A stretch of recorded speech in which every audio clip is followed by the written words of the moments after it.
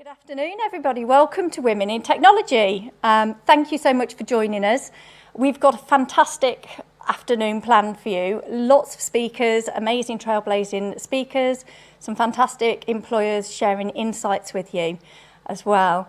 Thank you very much to the Institution of Engineering and Technology for hosting us today in the lovely Turin Lecture Theatre. Sadly, you can't be with us, but you are watching at home. So for everybody at home, we're looking at an empty lecture theatre here, but I'm glad you're all safe and sound from the comfort of your houses, or maybe you've hired a lecture room out and you're watching that way. Really enjoyed the show, everybody. So a little bit about me. Oh, there we are. My name is Amanda Thompson. I'm the founder and MD of Campus Media. Campus Media is a youth marketing company, and we work with lots of different types of employers and brands to raise awareness of their opportunities to students and graduates across the whole of the UK. And we try to do it in a more engaging way. True, that's been quite hampered by COVID, but I'm glad we're able to present here from the IET to you at home. I'm very, very passionate about diversity and inclusivity in STEM and within recruitment as a whole. And it's something I've been an ambassador of and campaigning for around 20 years to change the stereotypes that are holding quite a lot of people back in terms of going for those roles, particularly in STEM and particularly women. So on the screen now, you will see a packed agenda of what is coming up. We're online now from 1 until 4. There are a few breaks, so don't worry about that, but we've got something exciting to do during the breaks as well, and hopefully you'll all be able to take part in that. So going back to the Institution of Engineering and Technology, our host and partner for today, like Campus Media, like myself, they are also campaigning to change how people view engineering and technology and engage with more young people, particularly women, to get into STEM careers and change those percentages. Sadly, only 17% of women are in technology roles, and only 9% of women students are taking computer science and technology courses at GCSE and A-level. So today you are going to hear from some amazing STEM ambassadors who it is also their mission to change how people see engineering and technology roles, be important role models for younger children as they come into the industry as well.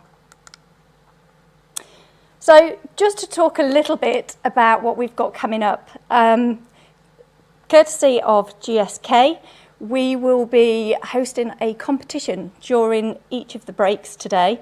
We'll be profiling 3 inspiring women who have made incredible contributions to the world through technology. Please make a note of who these women are, and by 5 p.m, that is 1 hour after we're off air, you'll have that hour to email your answers over to us at hello@campusmedia.co.uk, and that's going to be put in the chat straight away. And you'll be in with a chance of winning £500 for your STEM society at university. So coming through onto the chat, actually, although we're filming today, this is very much an interactive event, and we want to hear your chat, we want to hear your comments. We've had some fantastic questions coming through on email already ahead of the panel discussion and some of the insight sessions. But please be aware that in the chat we have got representatives from HSBC, GSK and Capgemini Invent in the chat, ready, poised to answer your questions. So please don't be shy, pop them in there. And we've got the Campus Media ambassadors here as well in the front row, who are going to be taking your questions and answering those for you as well. Any important links that come up will be pointing them out in the chat as well. So please do say hi, be kind and ask lots of questions. Don't be afraid. So just more information there on how to enter. So include your name on the competition and the name of your STEM society that you would like the prize fund to go to if you're lucky enough to win. So we're going to move straight on to our first speaker and sponsor of today's event, GSK, and we're going to hear from Valeria Cataldo, who's the head of ViiV, and she's going to be explaining exactly what her role entails and what that means.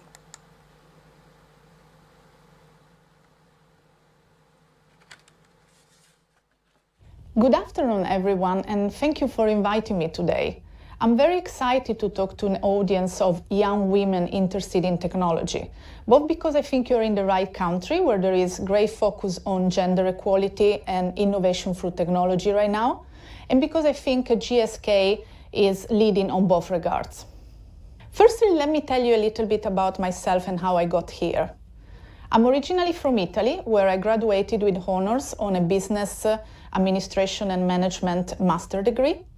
After that, I moved to New York for a graduate program at United Nations in the budgeting and controlling department. Once that finished, I wanted to travel around the world and look in at different industries, and that's why I joined Accenture Consulting. After a few years there, I got an opportunity to move on my career at Kraft Foods. And finally, I joined GSK in 2011. I cannot believe I've been in GSK for 10 years now. Usually, if you see my CV, after 2-3 years, I start to feel comfortable about what I'm doing and I need a push, I need a new challenge. And GSK has always been able to give me that. I started by deploying ERP system all around the world, and then I focus on best-in-class cloud solution applicable on different business function. And more recently, I moved to the commercial side of tech, heading up the HIV business for tech.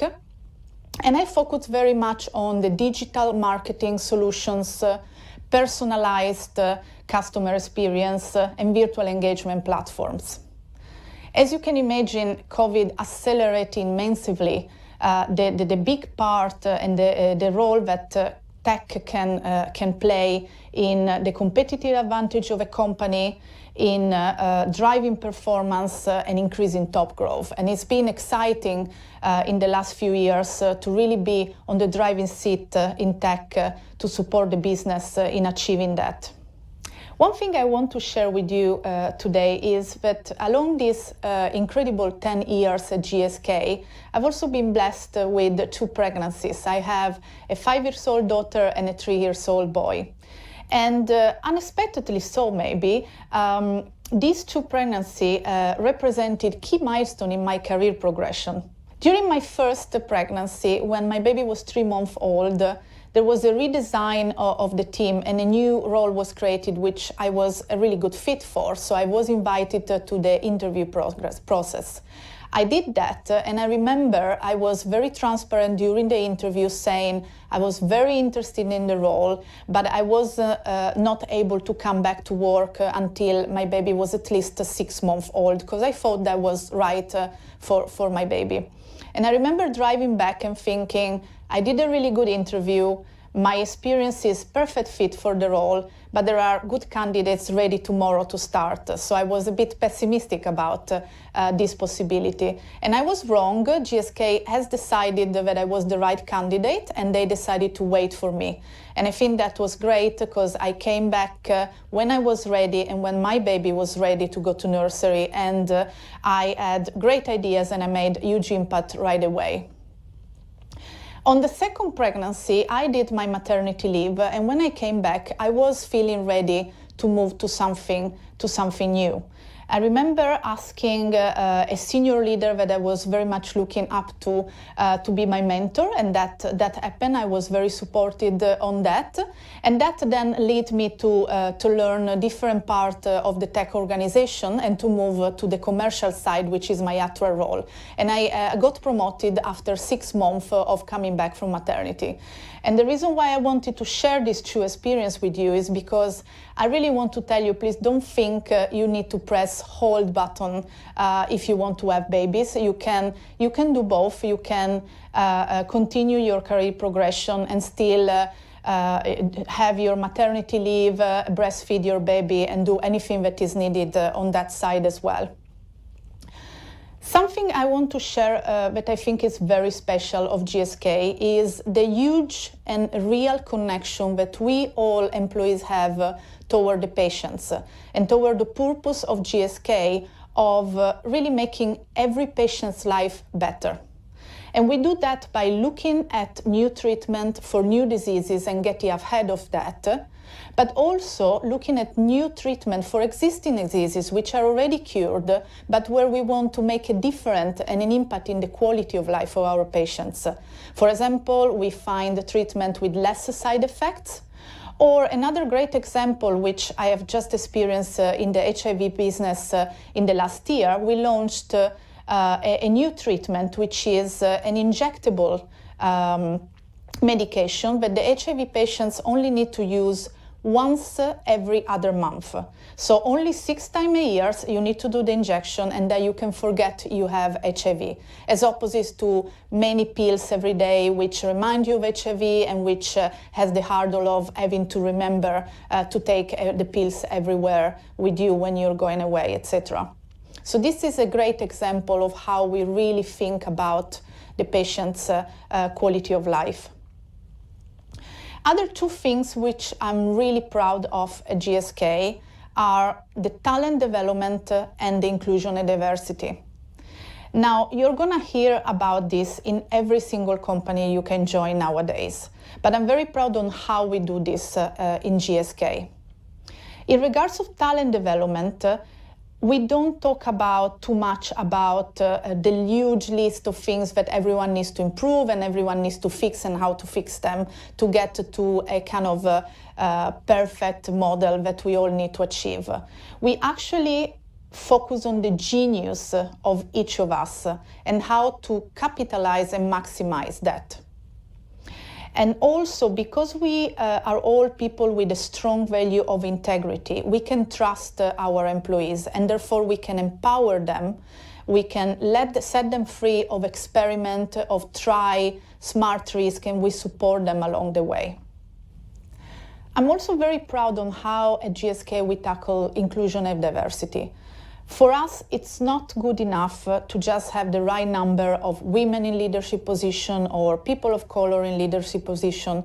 For us, it's important that everyone feel they can come to the office and be their true self.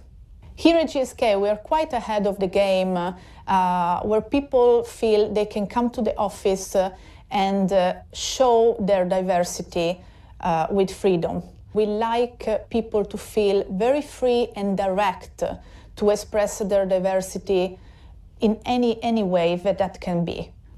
I could talk more about GSK and what is special of it, but I think we are almost at the end of our conversation today, so I want to leave you with 3 tips personally from me. Number 1, find the right balance between humility and confidence. Humility is what is gonna make you listen to others and want to improve and learn more. But confidence is what is gonna make you sitting on a big chair in the center of the room at the meeting and speak up, tell your ideas, and say yes to an opportunity, even if it sounds a huge challenge and scary. Second, take some time now to really understand your true self, what you have to bring, what is special of you, what is your genius. Because that's what companies are looking for at the moment. And third, please disappoint anyone you need to disappoint in order not to disappoint yourself, because I can tell you that passion and hard work are the most critical factors for success, and they come very, very easily if you pick what you're doing. And with that, I wish you all great luck, and hopefully I will meet some of you in the future. Thank you.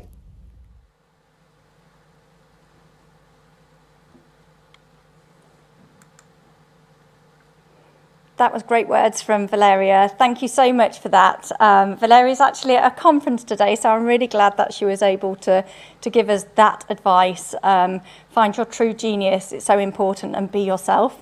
And I think being yourself is a really important message throughout the whole event today, and I'm sure we won't be hearing that for the first time. Our next speaker I first came across was at the Young Woman of the Year Engineer Awards by the Institute of Engineering and Technology. Bethany Probert was one of the finalists, which is an amazing accolade to be final within one of the finalists for such an amazing achievement and award. So I'm going to welcome Beth to the stage now, but I first wanted to play you her finalist video. Our early years are very much years of learning. How to walk, talk, count, make friends, learning manners, all of the necessary skills that we need to prepare us for adulthood. When we reach 15, many of us experience adult responsibility for the first time. We're presented with a decision, and we're told that the choice that we make will fix our path for the future. If it were true that this decision did in fact dictate our paths for the future, I would have ended up in a very different place to the one I'm in now. Growing up, I didn't know that I could be an engineer when I was older, but I did know that I loved science, and so I followed this passion through school and into university. I was always told that once you'd picked a specialty, whether that was through a university degree or a first job, that your path was fixed. So when I discovered a new passion for coding when I was 21, I was quite confused about what to do. I knew I wanted to move into software engineering and leave the original path that science had set out for me.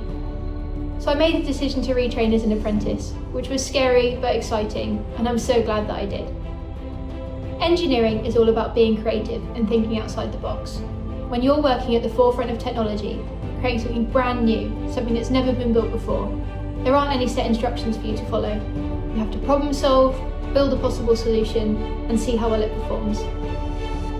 It probably won't work perfectly the first time, so you need to keep on developing and improving. You can't be afraid to fail, it's the only way you'll learn and progress. Being a software engineer allows me to innovate and create cutting-edge software that keeps people safe.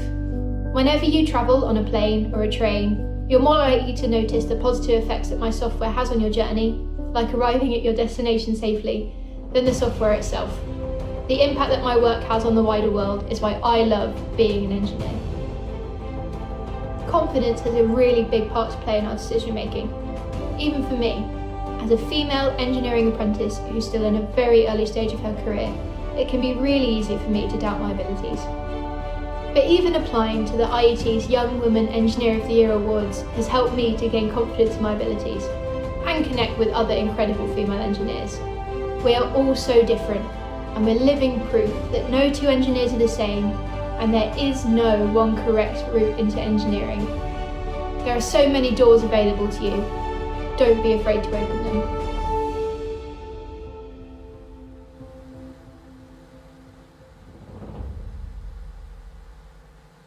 Wow, goodness me, it's been nearly a year since I've last seen that video, and I think whilst I'm here I should say a huge thank you to the IET TV team who did an amazing job at editing that, as most of that was filmed by myself and my wonderful fiancé and didn't look that good before it was edited.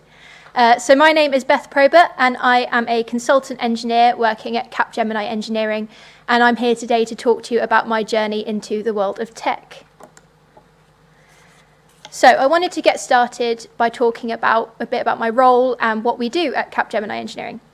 So Capgemini Engineering is the engineering, research and development arm of Capgemini, which is a global multinational company working in IT, tech and software. I specifically work in their High Integrity Software Expertise Centre based in Bath. So high integrity software is software that is designed to never ever crash, freeze or fail in any way, and we have some really great technology at our disposal that allows us to do this. The main purpose of high integrity software is to keep people safe, and it's used in situations where even the most minor software problem poses huge risks. Things like driving trains, flying planes, keeping submarines safe, and ensuring that satellite communications are working correctly.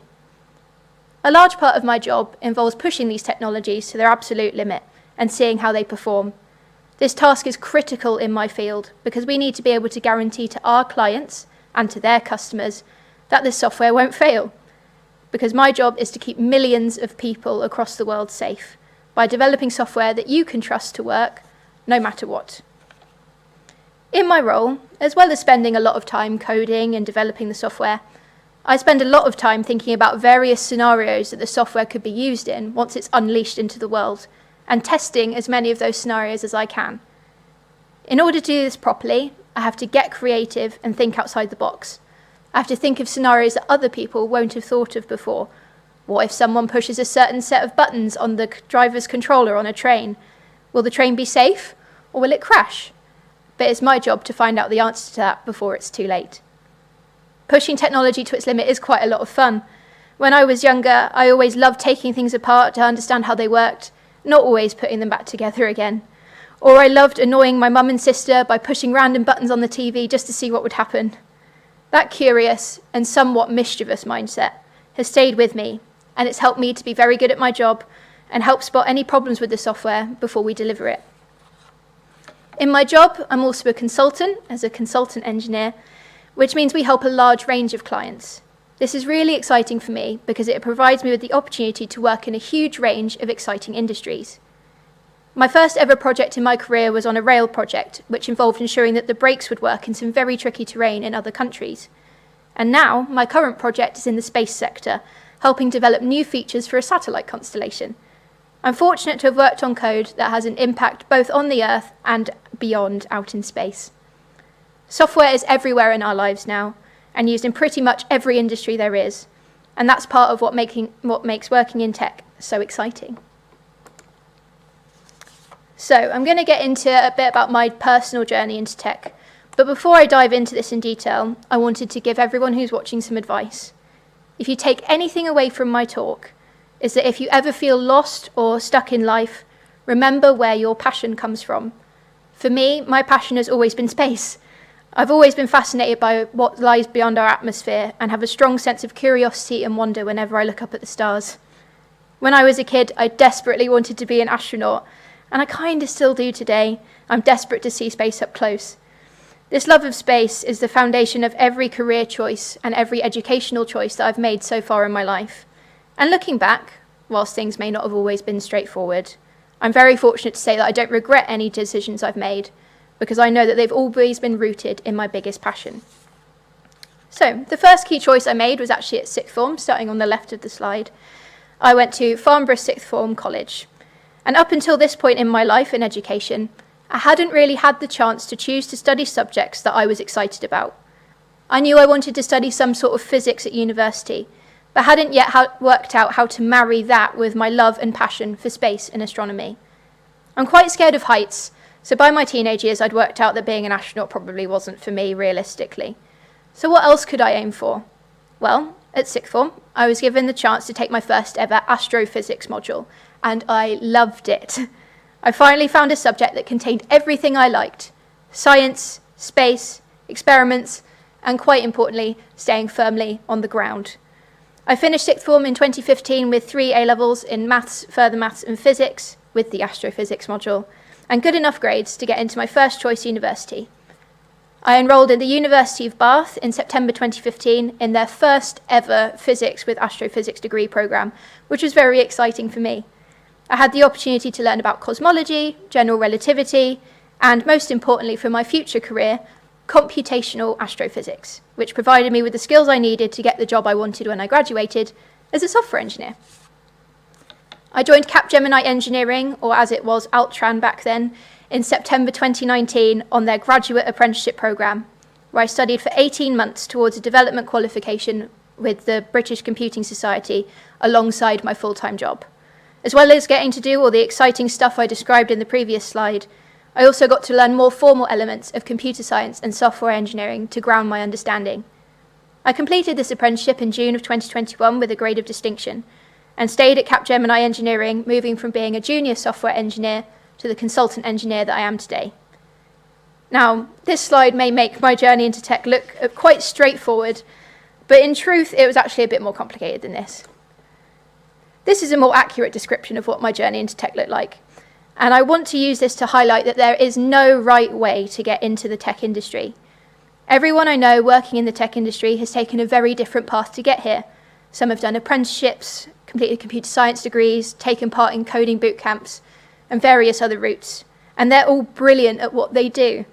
I also wanted to use this to highlight that experiences which may seem completely irrelevant to a tech career can actually be very relevant. So to start, I talked about my sixth form experience briefly, but what I didn't say was that the week before I started sixth form, I decided to swap one of the A-levels I was taking. Rather than study chemistry, which may have had more practical uses for my future in a science degree, I decided to study philosophy, which wasn't really relevant to my degree aspirations at all, but I thought it would be interesting. But what did studying philosophy teach me, what it did teach me, was how to be curious, and that it's okay to ask questions. In my job, I'm always questioning everything. How does this code work? Is the software working correctly? Is there a better way to do this? And I think I got a lot of those skills and tenacity from my somewhat random decision to study philosophy. And these are skills that I use every day. Then, even at university, I had another change of heart. My original plan was to study for a master's degree in astrophysics, followed by a PhD. But 3 months into my studies, I decided to drop onto a shorter bachelor's degree, which would take 4 years instead of 5. I really loved my subject, but I knew quite early on I didn't want to go into research. For me, I was keen to go out into the world after graduation and make a tangible, positive difference. I had a lot that I wanted to give back to the world. I'd been very fortunate to receive a scholarship from Lloyds Banking Group, which was the reason I could even go to university in the first place. I come from a low-income background, and so I had a lot of support, both emotionally and financially, that enabled me to get to the point of even being at university.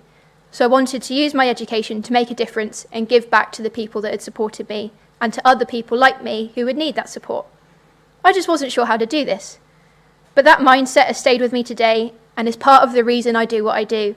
My job keeps people safe and has a positive impact on millions of people all over the world. I'm glad I changed my mind and switched to a bachelor's degree, even though at the time it was a really scary decision. I didn't know that it would all work out in the end. So why software engineering? Why not another career, or one directly related to the space sector? Well, this is because of another experience I had at university. As I said before, I took computational astrophysics, which equipped me with some of the skills I needed to become a software engineer. What I didn't say before was that taking that computational astrophysics module was the first time I'd ever done any sort of formal or long-term coding in my entire life.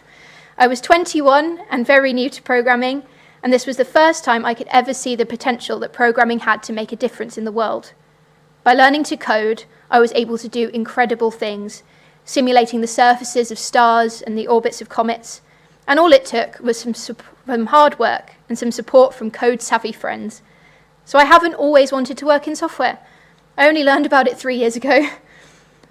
I know for sure now that my future isn't set in stone, as I've experienced changes in my path a number of times up to now.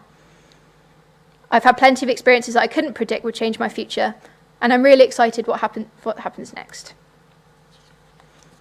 So I wanted to talk a bit more about other things that happen when you work in tech. Working in tech is so much more varied than just coding, and even the jobs that do involve programming, like mine, are filled with a variety of other tasks, which is what makes my job so fun, and I've included just a selection of other things I've been involved with on the slide, such as being able to represent my company at local events, such as the Bath Digital Festival, gaining accreditation with the IET and Engineering Council, as I earned my EngTech qualification in September of this year, and speaking at numerous events in addition to this one, including role model events with schools in the UK and East Africa, and even having the chance to speak to Chancellor Rishi Sunak earlier this year about getting more women into engineering and tech. I've also been fortunate to join the WISE Young Professionals Board, and I'm currently the Vice Chair. And this role allows me to run national projects that aim to get more women into STEM-based careers and to network with people across the UK who are all passionate about gender equality. I was also privileged to be a finalist in the IET's Young Women of the Engineer Year Awards 2020 and have met some truly incredible people as part of that journey. All of this means that as well as technical skills, soft skills are very important for getting into a tech career. It's a common misconception that the most important thing to know in order to get into tech is coding. Skills such as teamwork, leadership, communication, and proactive learning all play a part in every tech career. And having these skills will open so many more doors for you compared to knowing only how to code. Finally, I wanted to touch on why I think it's so important that we have women speaking about their careers in tech. Just take a look at this statistic. Only 17% of the UK tech workforce are women, and that's very low. Needless to say, we need more women in tech, and soon. Why do we need them? To provide the tech industry with more perspective. Having a more diverse workforce leads to having many more ways of thinking, new ways of solving problems, and new ideas of things that we could be making. Many tech organisations are just starting to realise that, due to a lack of diversity in their workforce, they are lacking skills that are vital for innovation, skills like creativity, empathetic leadership, the ability to teach and mentor, skills that women typically have in abundance. By getting more women into tech, we will be able to solve some of the world's most pressing and complex problems in ways that we would have never thought possible. That prospect alone is very exciting for me, and part of the reason why I come and give talks like this. The future in the tech industry is bright, and hopefully much more diverse than it is now. It's an exciting place to be, and it's a place where everyone is welcome. And as we say at Capgemini Engineering, you should get the future that you want.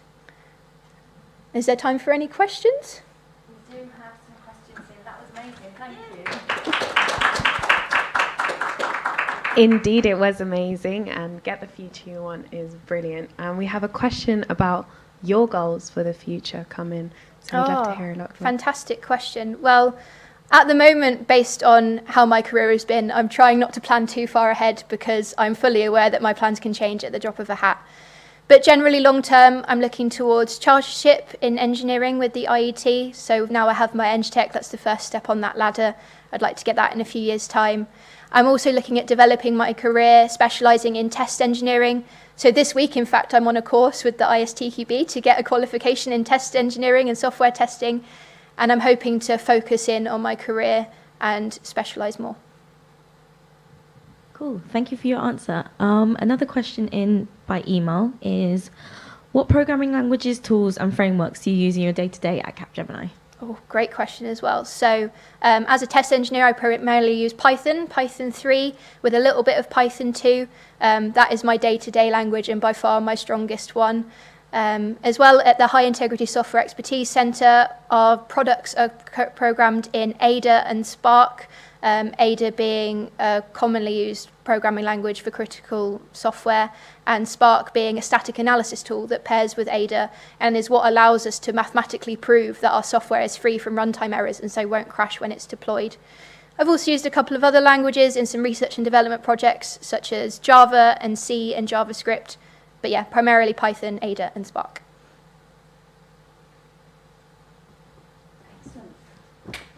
Thank you very much.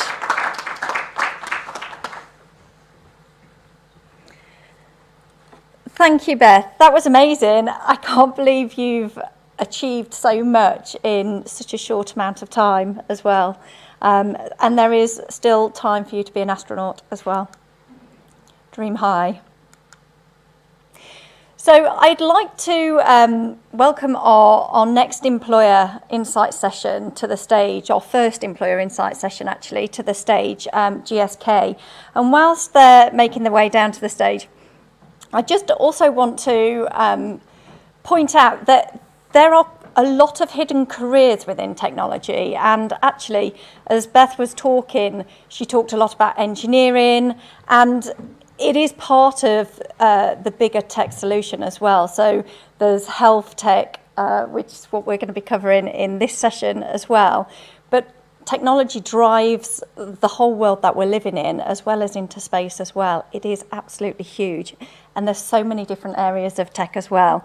So I'm introduced now, joined now by Matthew, Mara and Shia. Thank you, Amanda.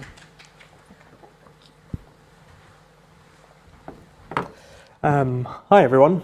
I'm going to do a quick introduction for myself and then hand over to my colleagues here to do an introduction as well. My name is Matthew Eapen. I am the Tech Early Talent Advisor for GSK. I joined in April, so I've not been there terribly long myself, but it's a great business to work for, as I can already tell, and great to be here at this IET conference event for Women in Tech, working with Campus Media, and look forward to giving you some insights today. Hi, I'm Shia, and I've been at GSK for a year and 2 months, started in September 2020. I specialise in cybersecurity, and I'm very excited to talk to you today. Thanks, Shia. Hi, everyone. My name is Mara Faran. I'm from Libya, and I'm a technology future leader at GSK. Similar to Shia, I've been at GSK for about 14 months now. Gosh, can't believe it. I have a technical background where I've studied the computer science at the University of Bristol, followed by a master's in data science at Queen Mary University of London. I'm very pleased to be with you here today. I'm passing it back to Matt. Thanks, Mara. So we wanted to talk a little bit today and give you some insights around our Future Leaders program within tech. This program is 2 years in total. It covers 3 rotations across the tech business, each being 8 months long. And the idea is that you work within different teams over those 3 rotations within 5 different key capability areas, which I will go into some more detail for on the next page. So these 5 key areas are spread across big data, cloud, product management, software development, and cybersecurity. So you've got a few different options there across the tech business that you'll be working in. And the idea is that across the 3 rotations you work in over the 2 years, you'll get as much breadth and depth of experience across these key areas and across different teams to give you as a future leader or a grad enough experience and insight as to what makes for a great career for you in the future. So what we wanted to show for you here today is a few different options, different areas you might go into and the different teams you might be working in, and how these different pathways might interlink, but also be quite varied and give you a bit of flexibility as to what you might be working on. So to give you a first example here, we wanted to show you the 3 rotations you might work in. And for example, your first rotation, again, 8 months long each, might be in some of the key areas, but also across the different business areas. So for example, we've got our core tech business there, and you might work in cybersecurity. Your second rotation will be in something completely different. It could be software development and in another part of the business. And then the third rotation being different as well. At the end of that rotation, though, the idea is that you have a landing role that you would like to get into, and that could be something that you have either experienced in one of the teams, but it might be in a different part of the capabilities, one of the other key capabilities. So that's one option. Another option is that, again, you have the 3 rotations, but actually your landing role might be in the same business area you've worked in, but actually a different capability to what you've worked in before. So it gives you another option to think about there. The third option and different possibility that can come out of your FLP program is that you do your rotations, but actually the landing role is a completely different area and a completely different team that you've experienced. So you get actually a fresh new experience. And this gives you an option to think about what options are there, but also explore a little bit yourself and drive your career. And we very much encourage our Future Leader program candidates to think about that throughout their time on the program there. Just wanted to show you very quickly the locations we have. And this is very much a UK-based a slide, but we do, of course, have locations across the world. We've got locations in the US, we've got locations in Poland, in India, and in Singapore. So we've got a few different locations there, and we get applications from around the globe. But just to give you an example, here in the UK, our headquarters there is GSK House, which myself is based at, and Shea and Mara. And we've got also Stevenage and Stockley Park there. So a few different locations. Usually in the program, there is the expectation that you might rotate as well, but that's very much dependent, I think, on where you're based and the type of program as well. So what are the eligibility requirements? Very much so focusing on hopefully a subject, a discipline that is relevant to the STEM field. And as you can see, there are a few different subjects that could be based on what that is, and that's something within computing or mathematics or data or so on. But that's just one type of eligibility requirement. It's not going to be the be-all and end-all of what we expect in an application and what we hope to see from our candidates applying. There could also be relevant work experience you can bring alongside that, or something separate. So that could be an internship, it could be previous work experience, something that really shows that you've got some relevant skills and experience to bring to the Future Leaders program. And with the other option being alongside those as well, extracurricular activities. You could have a portfolio with some coding work or some web design that you've done, app creation, and that's something we also take into consideration. But I think at the core of what we want to see from applicants is not just the technical skills, it's also someone that brings a lot of passion, enthusiasm, someone that can also show that soft skill requirement and development, such as the teamwork, the communication, and future leadership skills, which is what this program is all about. And that's what we hope to see from our candidates as well. My colleagues will definitely give a far more colourful and exciting view than I've done. But this is to give you a bit of the layout of what to expect there.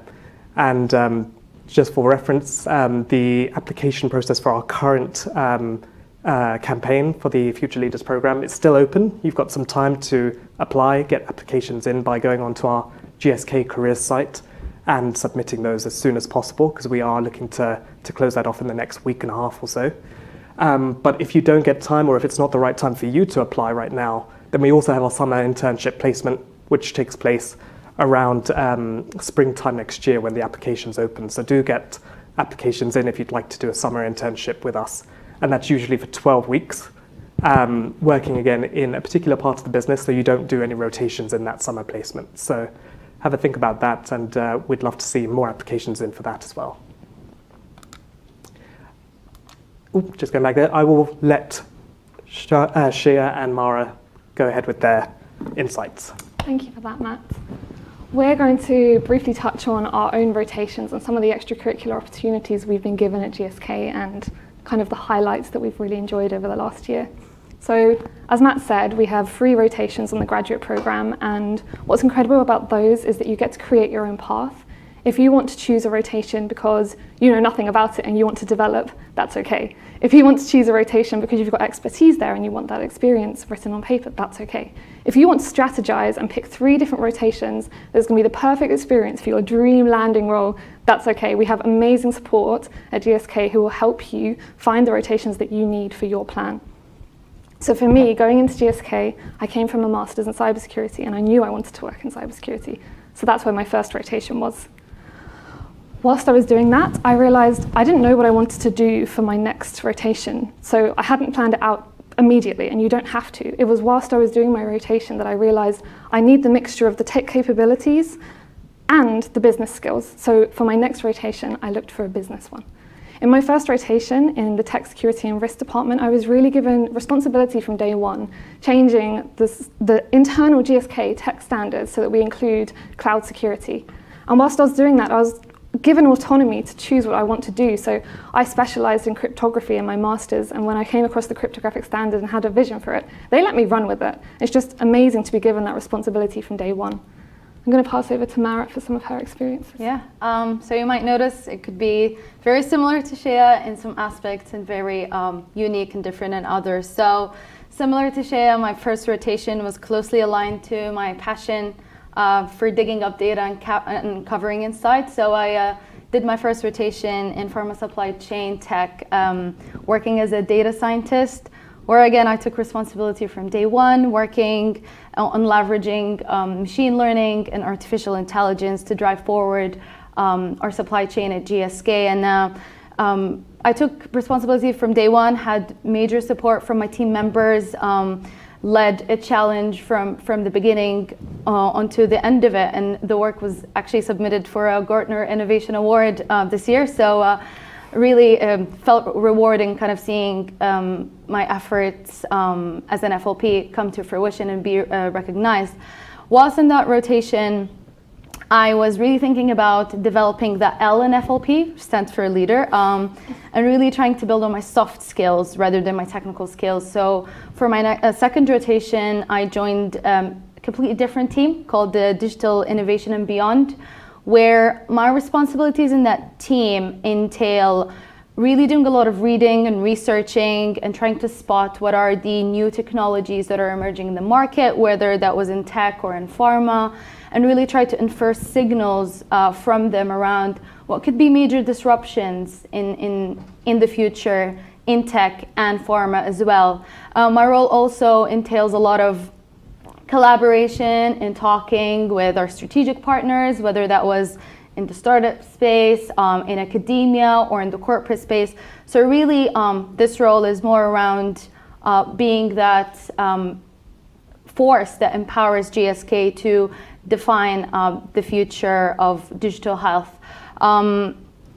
What I would like to highlight, and maybe Shea can take you a little further on that, is whilst working in these different rotations, there was a huge flexibility and opportunity to dedicate about 10 to 20% of your time as an FLP elsewhere. So I've had the opportunity in both rotations to work with different teams on various projects and really build the breadth of skills and widen my network while I was traversing such a global organization virtually. So really, I'd like to stress the fact that there's flexibility for you to have loads of opportunities for development, and not just when it comes to work that you do on a day-to-day basis. I've also had the opportunity to really practice my passion for diversity and inclusion, and have had the opportunity to act as a diverse employee mentoring one of our key business leaders at GSK about the key challenges of a diverse employee at the workplace. Other opportunities where you can get involved as an FLP, which I took benefit of, is shadowing a business leader and really seeing what their day-to-day responsibilities look like, be in meetings where they're making crucial decisions, so really getting a feel of where you'd be in 5 to 10 years' time if you're aspiring to be a technology future leader. So I've talked a little bit about the opportunities. I'll pass to Shea to take you further on that. Yeah, I'd really like to emphasize that she's already had so many extracurricular opportunities, and I've also had them, but they've been completely different, and it just shows the vast number of things you can get involved in at GSK. Similar to the inclusion and diversity, I'm really passionate about health and well-being, and when I joined GSK and found that they already have a health and well-being champion scheme, I joined immediately. And when you do this role, you take the support to your team, you take the resources to your team, you signpost, you let them know that there's a space at GSK where even if it feels hard to speak up about your health and well-being, you can go there and you can do that, and you can do that in confidentiality. The other thing, I also wanted to develop my L in FLP, and I joined TALNet, which is the Global Graduate Network. I joined as a site lead, and that meant I had amazing opportunities to work as a team and create loads of events for graduates. So we'd bring in leaders to do the shadowing program that Mara did, or we'd bring in leaders to give talks for graduates. We run charity events. We did the first ever virtual volunteering event at GSK. And this was just through putting your hand up and saying, I'd like to do this, and GSK allows that for you, and I just think that's fantastic. Yeah. Would you like to summarize with some highlights from your year at GSK so far? Yes, so I think you can pretty much agree with me that there's been a number of highlights for the past 14 months as an FLP at GSK. But if I were to stress one, I would say that I've really been delighted and proud to have had the major support around me, whether that was from the program coordinators to the teams I was in, and also the wider tech and non-tech environment at GSK. So as an FLP, you're no less than anybody else. You're accountable, you take responsibility, and really there is constant support and motivation for you to do that during your time. So I've really benefited from that, and it's given me this kind of driving force to to continue to deliver 110% during those rotations. So I think, to summarize, that's been the highlight. Oh, would you agree on that? I would completely agree. For me, it would be based on support as well, and it's support to do any training you want, any exams you want, giving you that recognition that gives you the motivation that you're talking about. The support that's there, that's, you know, it doesn't matter if you're a graduate. You can talk to anyone within this massive company, and they will listen to you and they will give you their advice. And I think that's just fantastic. Yeah. So we hope that this gives you a lot of flavor of what it means to be an FLP at GSK, whether that's around different examples of rotations you can do, different opportunities that you can involve in, and really a real feel of the support, the volume of support that you have during your time. Is there anything you wanted to add, or do we have any more questions Do we have time coming for in? questions? Are there any questions? Thank you so much. That was incredible. You gave a very, very comprehensive overview there of the many different avenues that you can go into. And I must admit, when I saw the chart on there, I thought, wow, that's a lot there. But actually, you shaped it incredibly well. And what was really encouraging for me to hear, and actually it echoed what Valeria said at the start in her talk, is there are so many opportunities to get involved with at GSK outside of what your actual job is or what programme you're on, which is fabulous. And I think that helps in shaping what you want to then go into further on. So it's incredibly forward thinking. Thank you. We have had a load of questions since you've been talking, but your GSK colleagues have been right on them in answering. So thank you so much for that. If you are able to join the virtual chat after, there are a few more personal questions aimed at you both in terms of your day-to-day outline and things like that. But thank you so much. That was amazing. Thank you.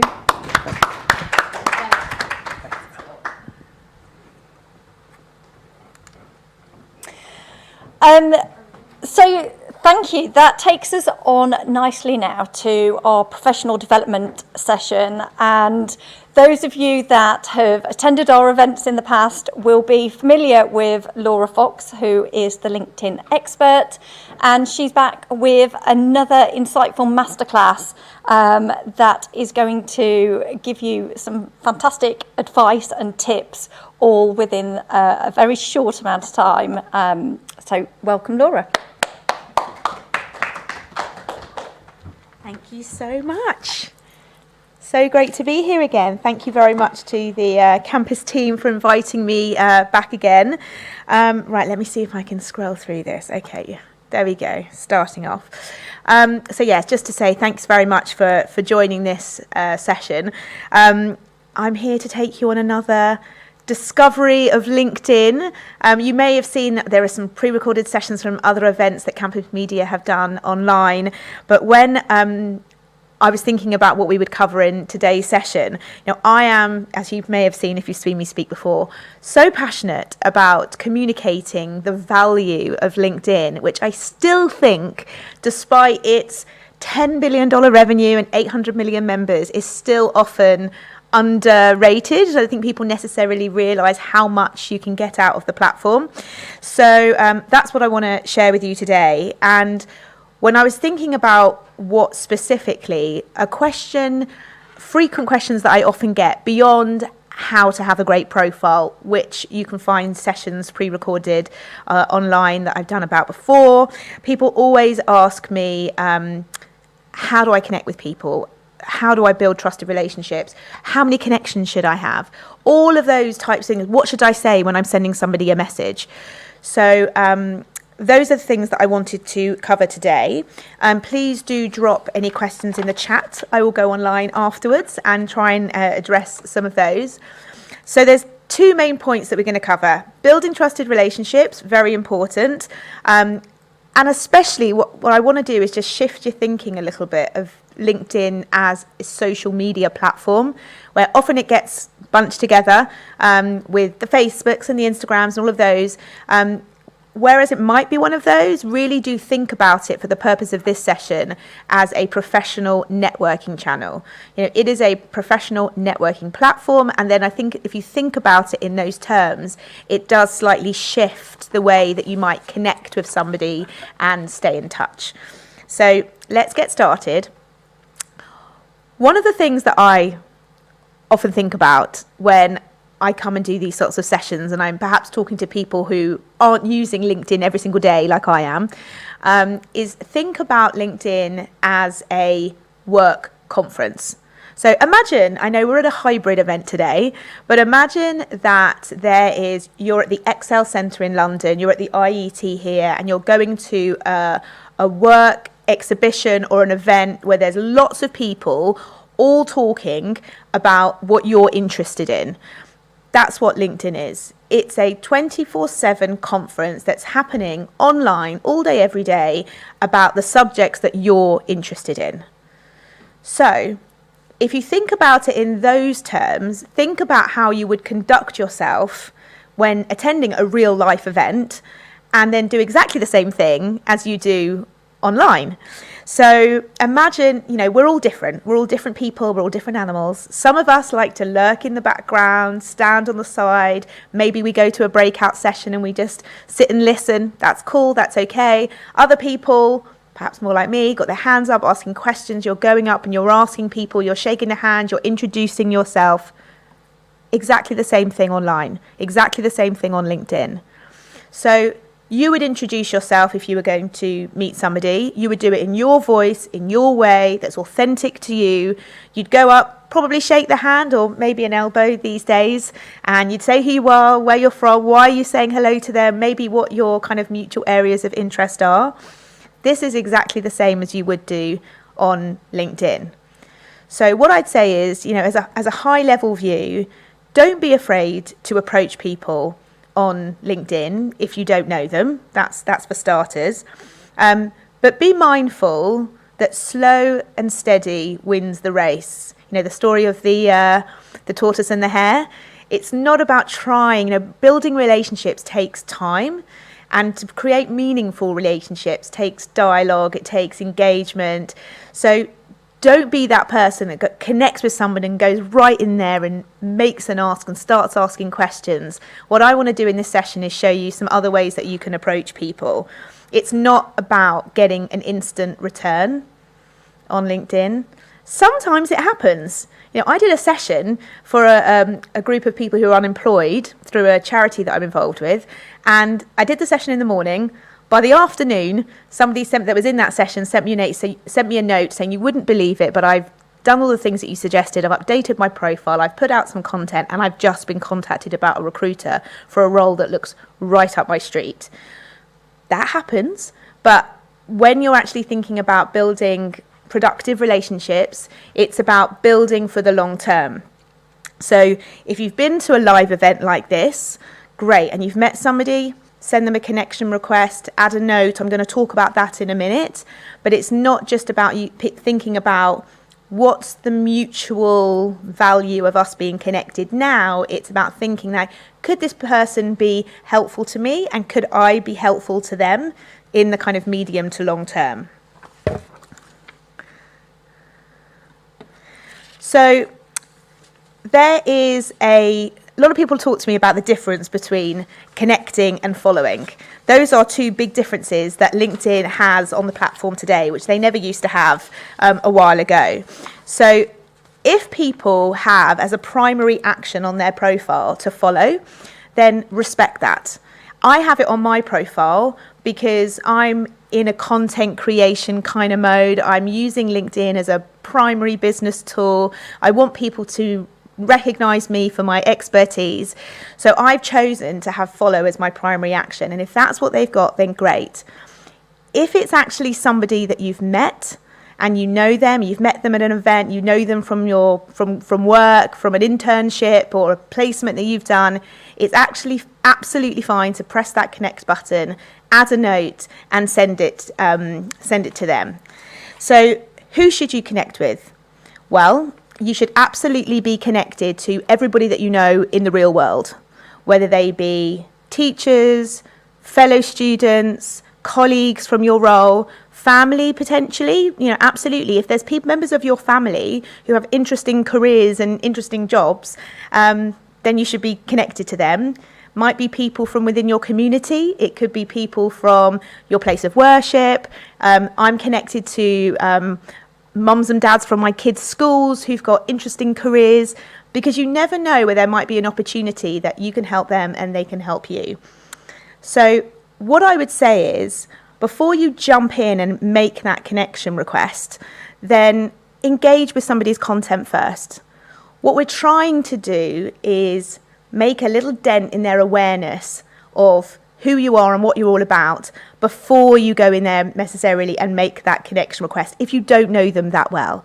If it's somebody you know or you've met them here today, then absolutely jump in and send them that message. But if you're not sure or you don't know them, maybe just engage with their content, like their posts, comment on their posts. Comment is very good. It's very good from an algorithm point of view as well. And then once you've done that maybe 2, 3, 4 times, then maybe they've started to notice, because I certainly look at all the people that like and comment on my posts. When I start seeing those names coming up, then I'll go and I receive a message or a connection request from that person. I'm much more likely, we know from the data, to accept that connection and even follow up with that person. Who you should not connect with is another question that I get quite a lot. I don't think, and the general best practice is, you should connect with everybody. The reason why I have follow on my profile is because I do a lot of sessions to a lot of people in different industries. But if I connected with absolutely everybody, it would change my newsfeed. I would have people in my newsfeed who are from finance and engineering and all these different things that perhaps are interesting, but not the core of why I come onto LinkedIn. I come onto LinkedIn because I want to learn trends and insights from my field. So I only accept connection requests from people where I can see that potentially now or in the future there could be some mutual value, because I don't want it to dilute my newsfeed. It's also good for the algorithm, otherwise the algorithm gets very confused with what you're interested in. So those are some of the things that I would suggest. One of the questions I get a lot was, how many connections should I have? Well, it's an arbitrary number. In actual fact, the UK average LinkedIn member has 300 connections. I have 3,000. If you're starting out in your career, you might have 100. So it's not really about the number. It's about, the quality of the connection network that you have and how you nurture it. So there is no right number. A point I also wanted to make here in terms of just generally who to connect with, Reid Hoffman, who I always talk about because he's LinkedIn's founder and he's a genius in my opinion. In May of last year, he gave a graduate commencement speech in the States.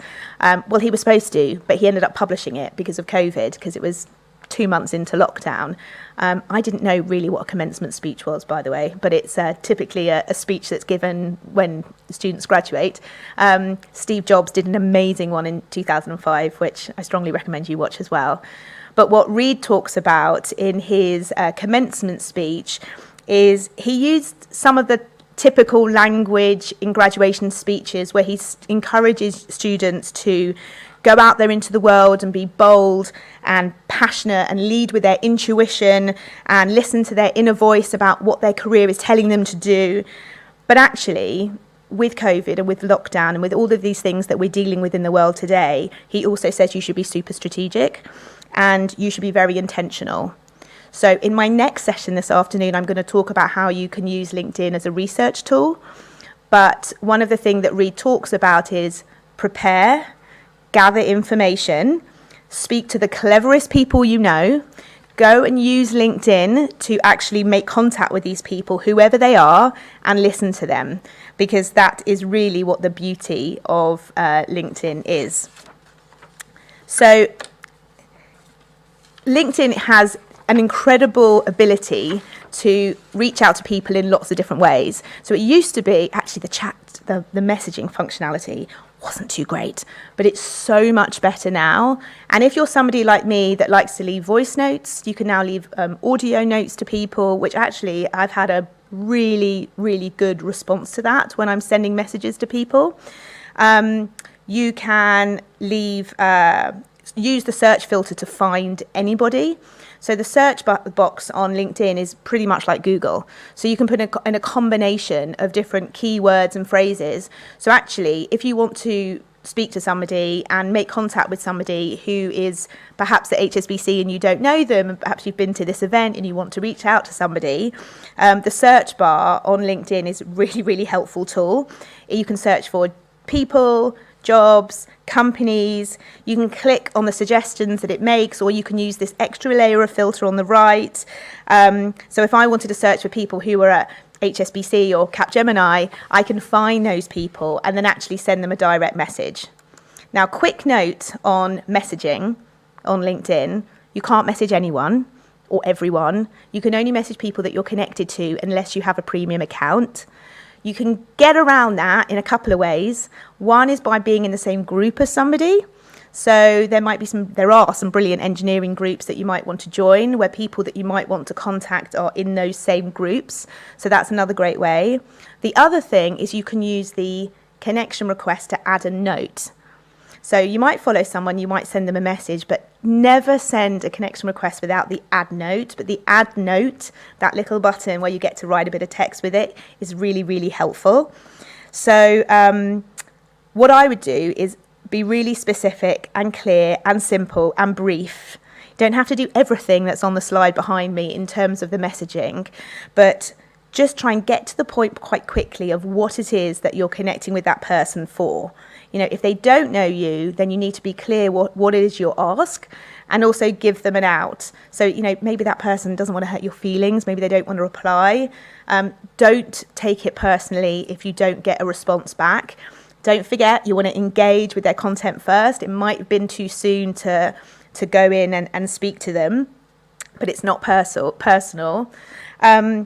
And tell them why you want to meet. You know, tell them why you want to connect with them. Maybe you want to have a 15-minute virtual coffee break with them.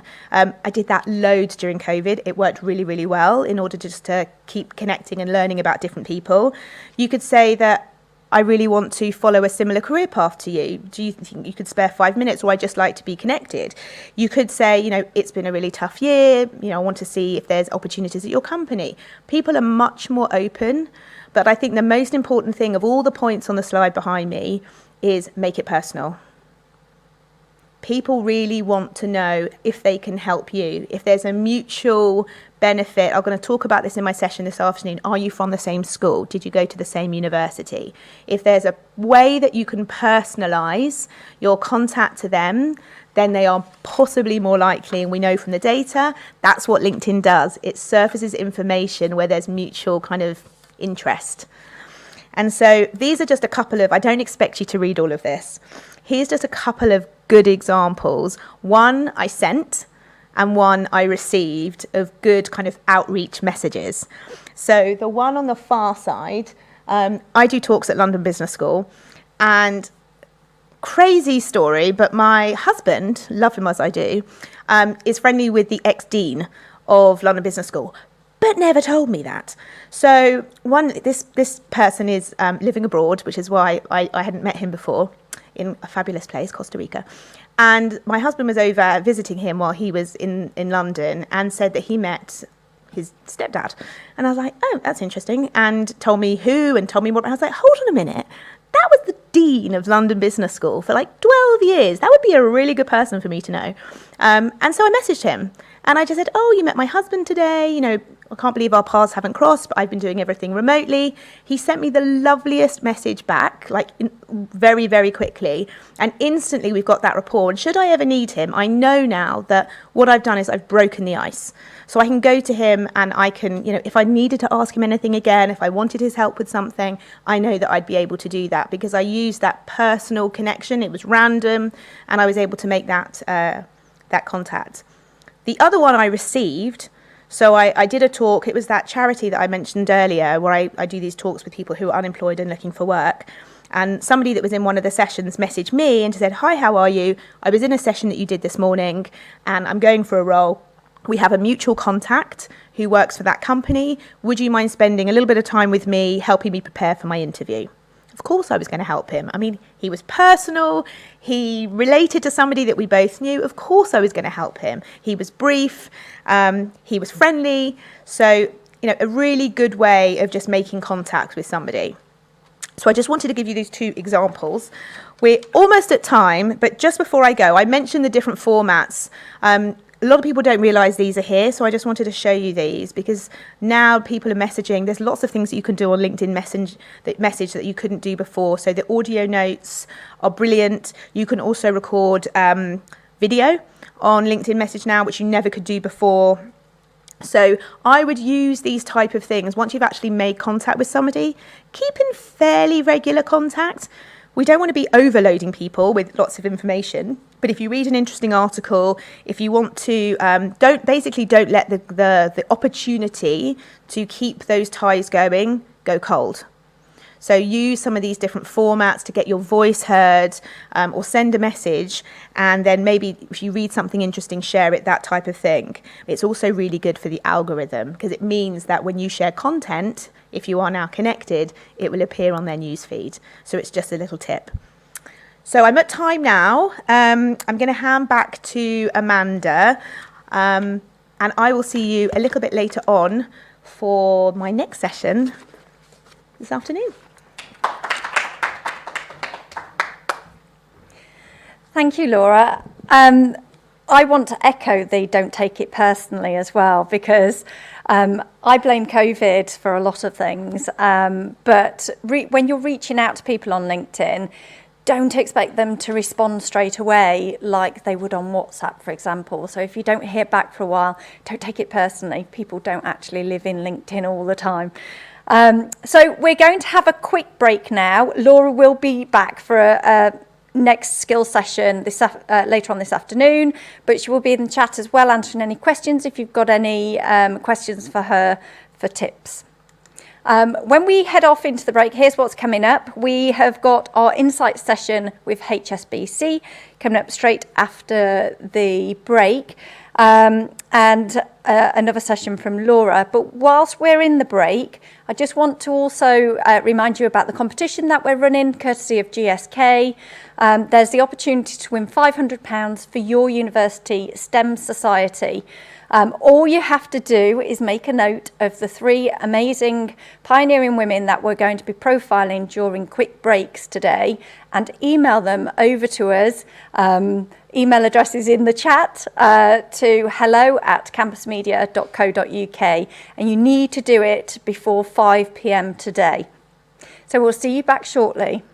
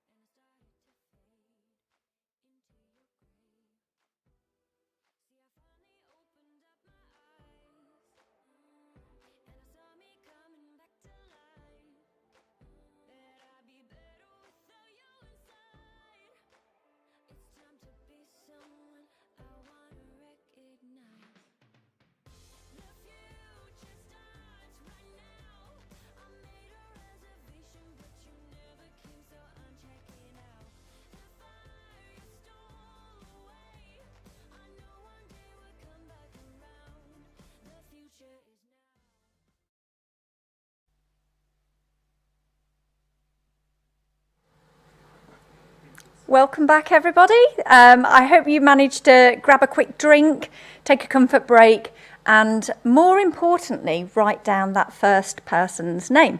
Ready to pop in an email and send over to us at hello@campusmedia.co.uk. Right, so we're moving straight on to our second Employer Insights session next with HSBC, and I'm joined on the stage with Samantha and Henny. Sorry. Thank you. Great, thank you so much, Amanda. Great to be here today. Welcome, everybody. So, my name is Sam Cousins. I'm part of the recruitment team at HSBC. So I work in our graduate recruitment team, supporting our technology and operations functions, and support with the hiring for our graduate, intern and insight programmes. With me, I've got my colleague, Hannah, who's just finished on the graduate programme, I think, this summer. Hannah, do you want to do a little bit of an introduction? Yeah, sure. Happy to do that. So I'm Swedish, but I was brought up in Hong Kong, which is why I have a weird American accent that nobody can place. I did my bachelor's in Edinburgh, computer science, and then I did a master's down at Imperial, machine learning. And then I started at HSBC. It was kind of accidental almost, because I went to a Women in STEM event in the Science Museum, which was right next door to Imperial, so I just kind of popped by. And HSBC were there, and they were the only booth at that event that had all women at it, and they were actually women in tech. They weren't just like someone in HR or someone from a different department. They actually had women in tech at the booth, which sounds really simple, but it's very, very rare at career events. And so that's what kind of sucked me in. And then I started learning a bit more about the program and what it had to offer. And I just decided to apply, give it a try. And it didn't take that many months to kind of hear back and do the different steps. So that's kind of how I ended up doing that role. During the program, I worked as a data scientist within commercial banking. So I did a lot of kind of both data science and data engineering type roles within that. And then since rolling off the program, I've recently started in the wealth and personal banking part of the bank, where I'm still a data scientist, but I'm now leading the development of voice analytics for that part of the bank, which is really exciting. Great. And obviously you've mentioned, you hadn't really thought about HSBC before you joined. I think for a lot of people studying technology or a STEM subject or thinking about going into tech, you think of the big tech companies, you don't think of a bank. So, how did your expectations differ once you joined the program?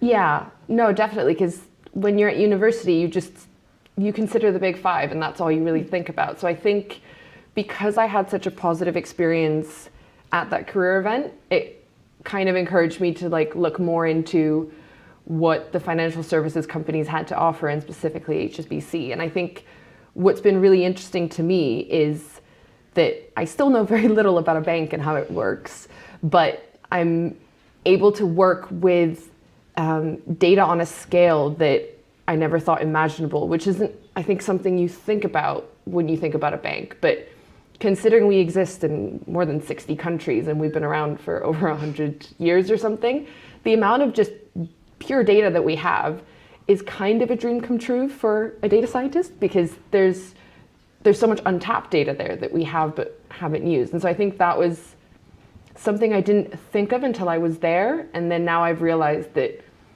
going somewhere else isn't, just because it has cooler tech or is more known for tech, doesn't mean that there's not loads going on behind the scenes just because you can't see it.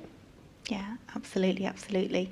I think a lot of people have, an image of finance that it's, cutthroat and long hours, and actually once you join, it's not like that. No, not at all. I was really surprised by that, actually. Yeah. Do you have a typical day on the graduate program? Has it really differed? Is every day completely different?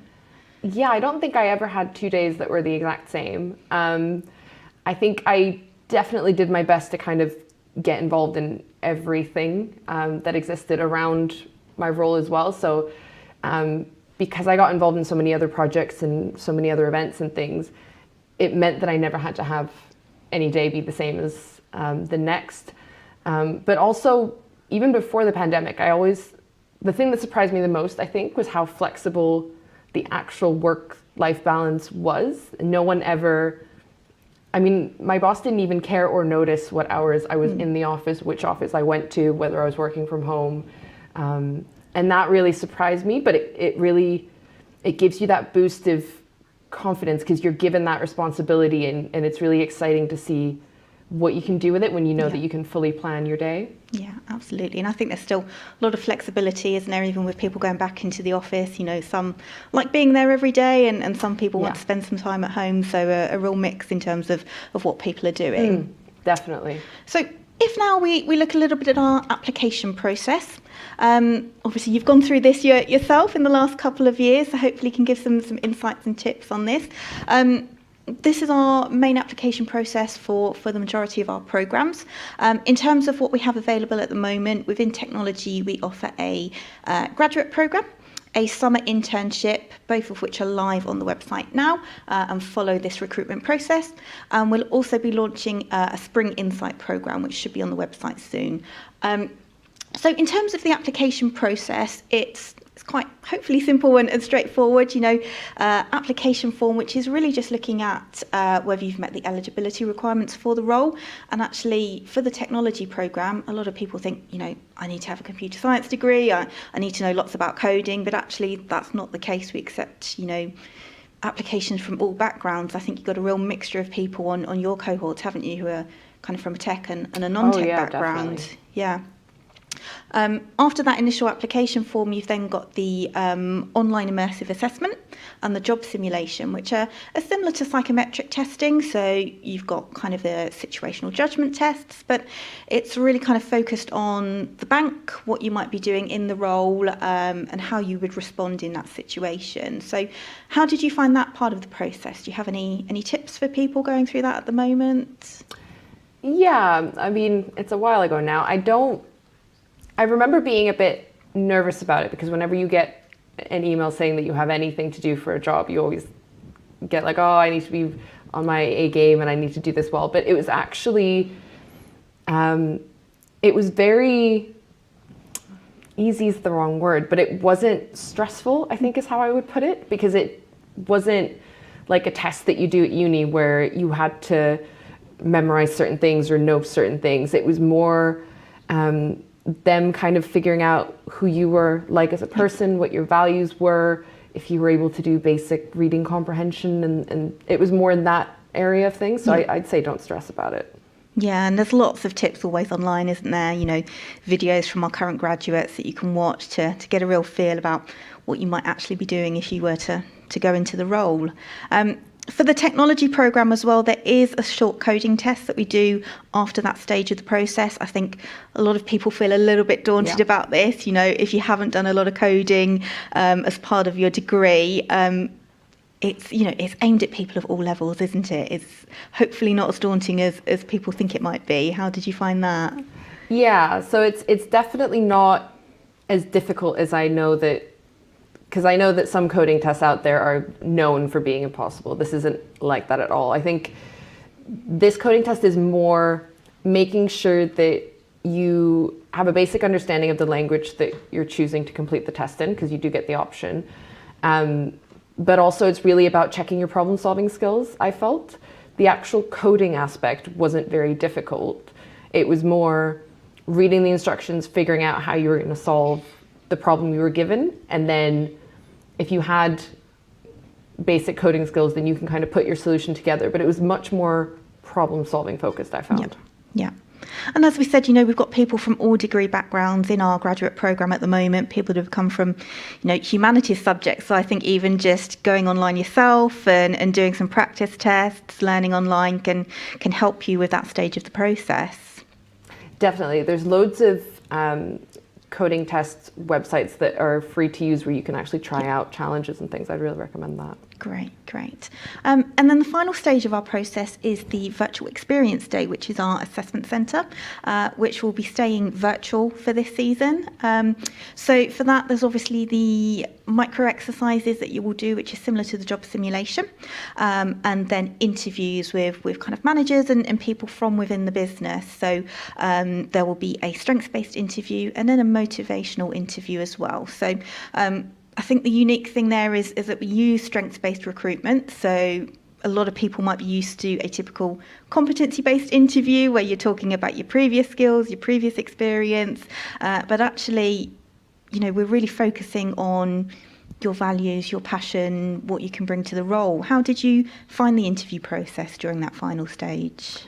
Yeah, no, I mean, so mine was in person, obviously, because it was way back when. But I remember being a bit surprised because all the stuff that you kind of prepare for normally wasn't ever asked, because it was a lot less about kind of regurgitating your CV at someone and more having a bit more of a conversation about who you are as a person, what your values are, what your thoughts and feelings are on certain topics. And it was an interesting interview. I've not had that before, definitely.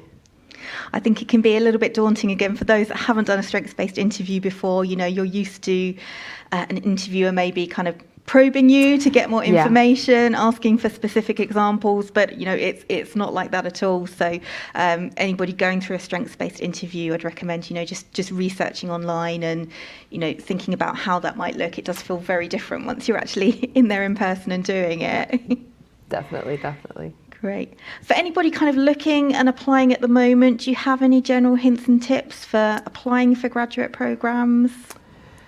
Yeah, I mean, I think other than all the classics of like making sure your CV is up to date and that you've kind of thought through why you want to apply and stuff, I think the key thing when I talk to other people that have made it onto the program, either my year or later, is what kind of has set us apart and the reason that we in the end got the role is that a large part of the entire application process is about proving that you have a passion and interest in technology. So I think if you've never studied anything within computer science or anything like that, it would be a really good idea to try and look at recent innovations in technology, maybe look at what the 5 big tech companies are coming, what types of technology are they using, what's coming out, because there will definitely be more than one part of the process. I obviously am not allowed to say anything more, according to Sam, where you will be asked about why you're passionate about technology, why you want to pursue a career in technology, and kind of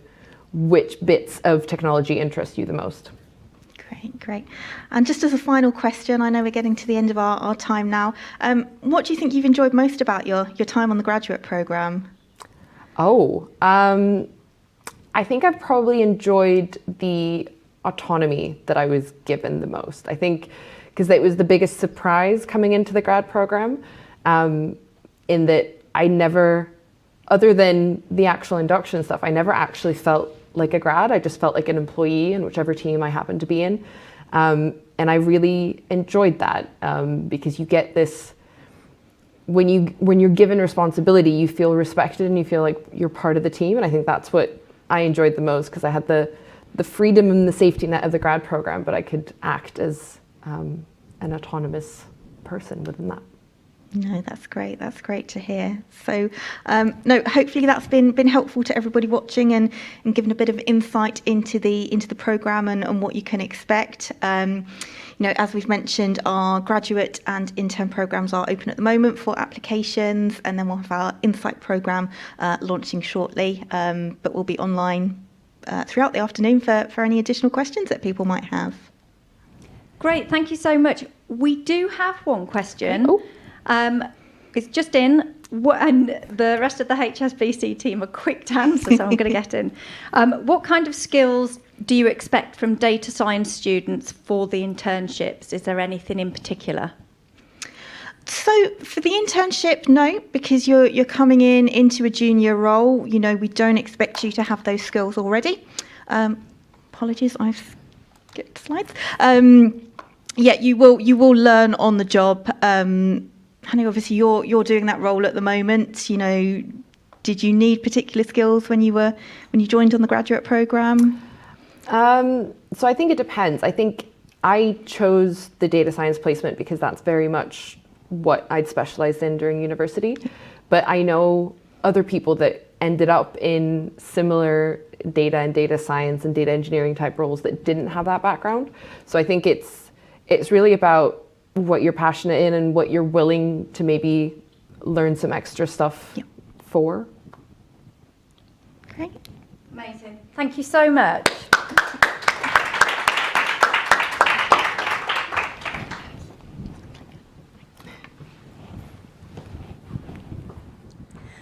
And we also got a bit of an early sneak peek then of our next woman trailblazer.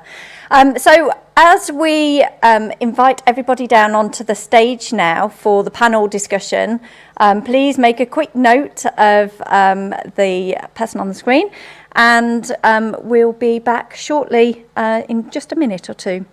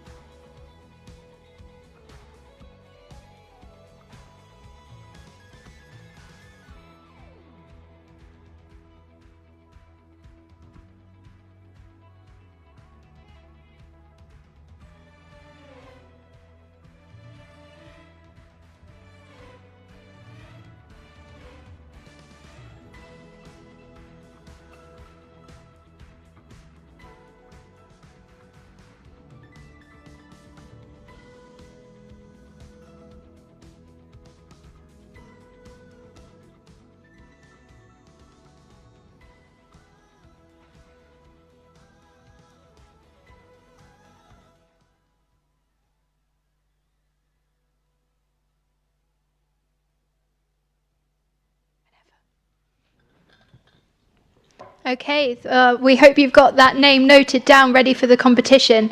And I'm now delighted to welcome our 4 amazing panelists for our panel discussion. So if I can just go along the rows, we'll start from the far end. If you could just quickly introduce yourself and say a bit about what you do. Yeah, sure. Hello, my name is Emily. I'm currently at university. I'm a final year computer science student. And I'm just here to sort of share my insight on what it's like for the application process, especially during COVID, to apply for full-time roles and what it's been like so far working remotely and also in person. I'm Sophie Biney. I head up early talent at GSK for the tech division globally, and I'm here to discuss our programs. Hi everyone, my name's Heather Ostergitz. I'm a senior director at Capgemini Invent and I sit in our business technology team. Hi, I'm Hene. I work at HSBC. I joined through the grad program, but I'm now working within wealth and personal banking, leading the development of voice analytics there. And I'm Beth Probert, and I'm a consultant engineer at Capgemini Engineering. So welcome everybody. Lovely to see another Capgemini face here in the panel. So my first question, I think I'll pose to Sophie, is how can applicants make themselves stand out when applying to GSK? So if I think specifically about the tech programs at GSK, we are looking for people who have clearly an interest in our industry and a passion to work for our organisation, and also have a background within tech. And that background within tech can look like many different things. It could be a case of you having studied a relevant degree at university. It can be about you having relevant work experience. It can be about you just having a passion. I know that there are some people who spend all hours of the night coding and have been doing so since they were 7.5 years old. Not me, but certainly they're the kind of people that we're looking for. So in terms of how you might stand out, those are some of the basic things that we're looking for. But if you can demonstrate a unique combination of those elements and why you yourself are a really strong match for our programs at our organisation, really that's what we're looking for. Wonderful, thank you, Sophie. So for the three of you, Sophie, Heather and Hene, do your companies offer mentorship opportunities to undergraduates or students? And for Emily, have you ever experienced mentoring? And if you have, what were the benefits of that? Feel free for anyone to start on that question.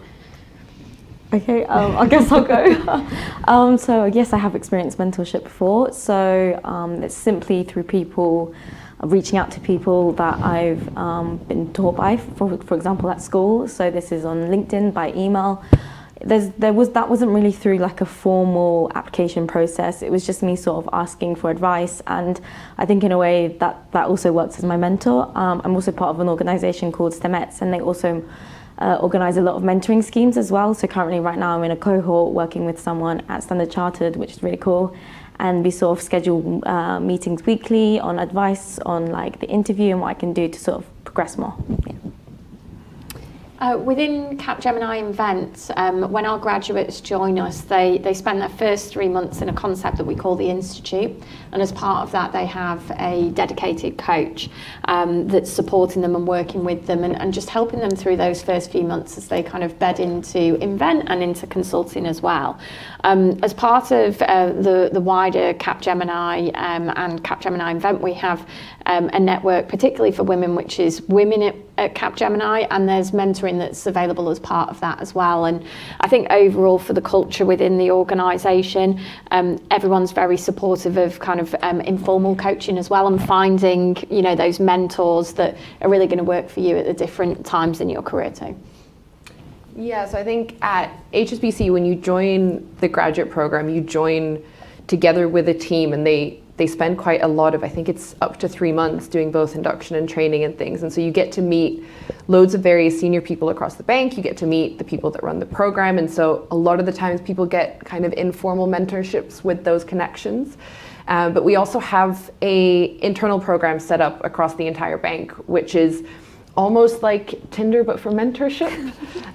Is a weird way of explaining it maybe, but basically anyone that wants to be mentored can go in and say what they're looking for, what types of skills they'd like to improve, what types of future plans they might have, or where they'd want to go and why they're looking for a mentor. And similarly, people who want to be mentors can go in and kind of put down what types of things they have experience with, what types of skills they'd be happy to help someone and coach someone through, and that thing. And so it's kind of the easiest way to match people up regardless of which country they happen to be in or part of the bank or things like that. So amazing, great answers from everyone.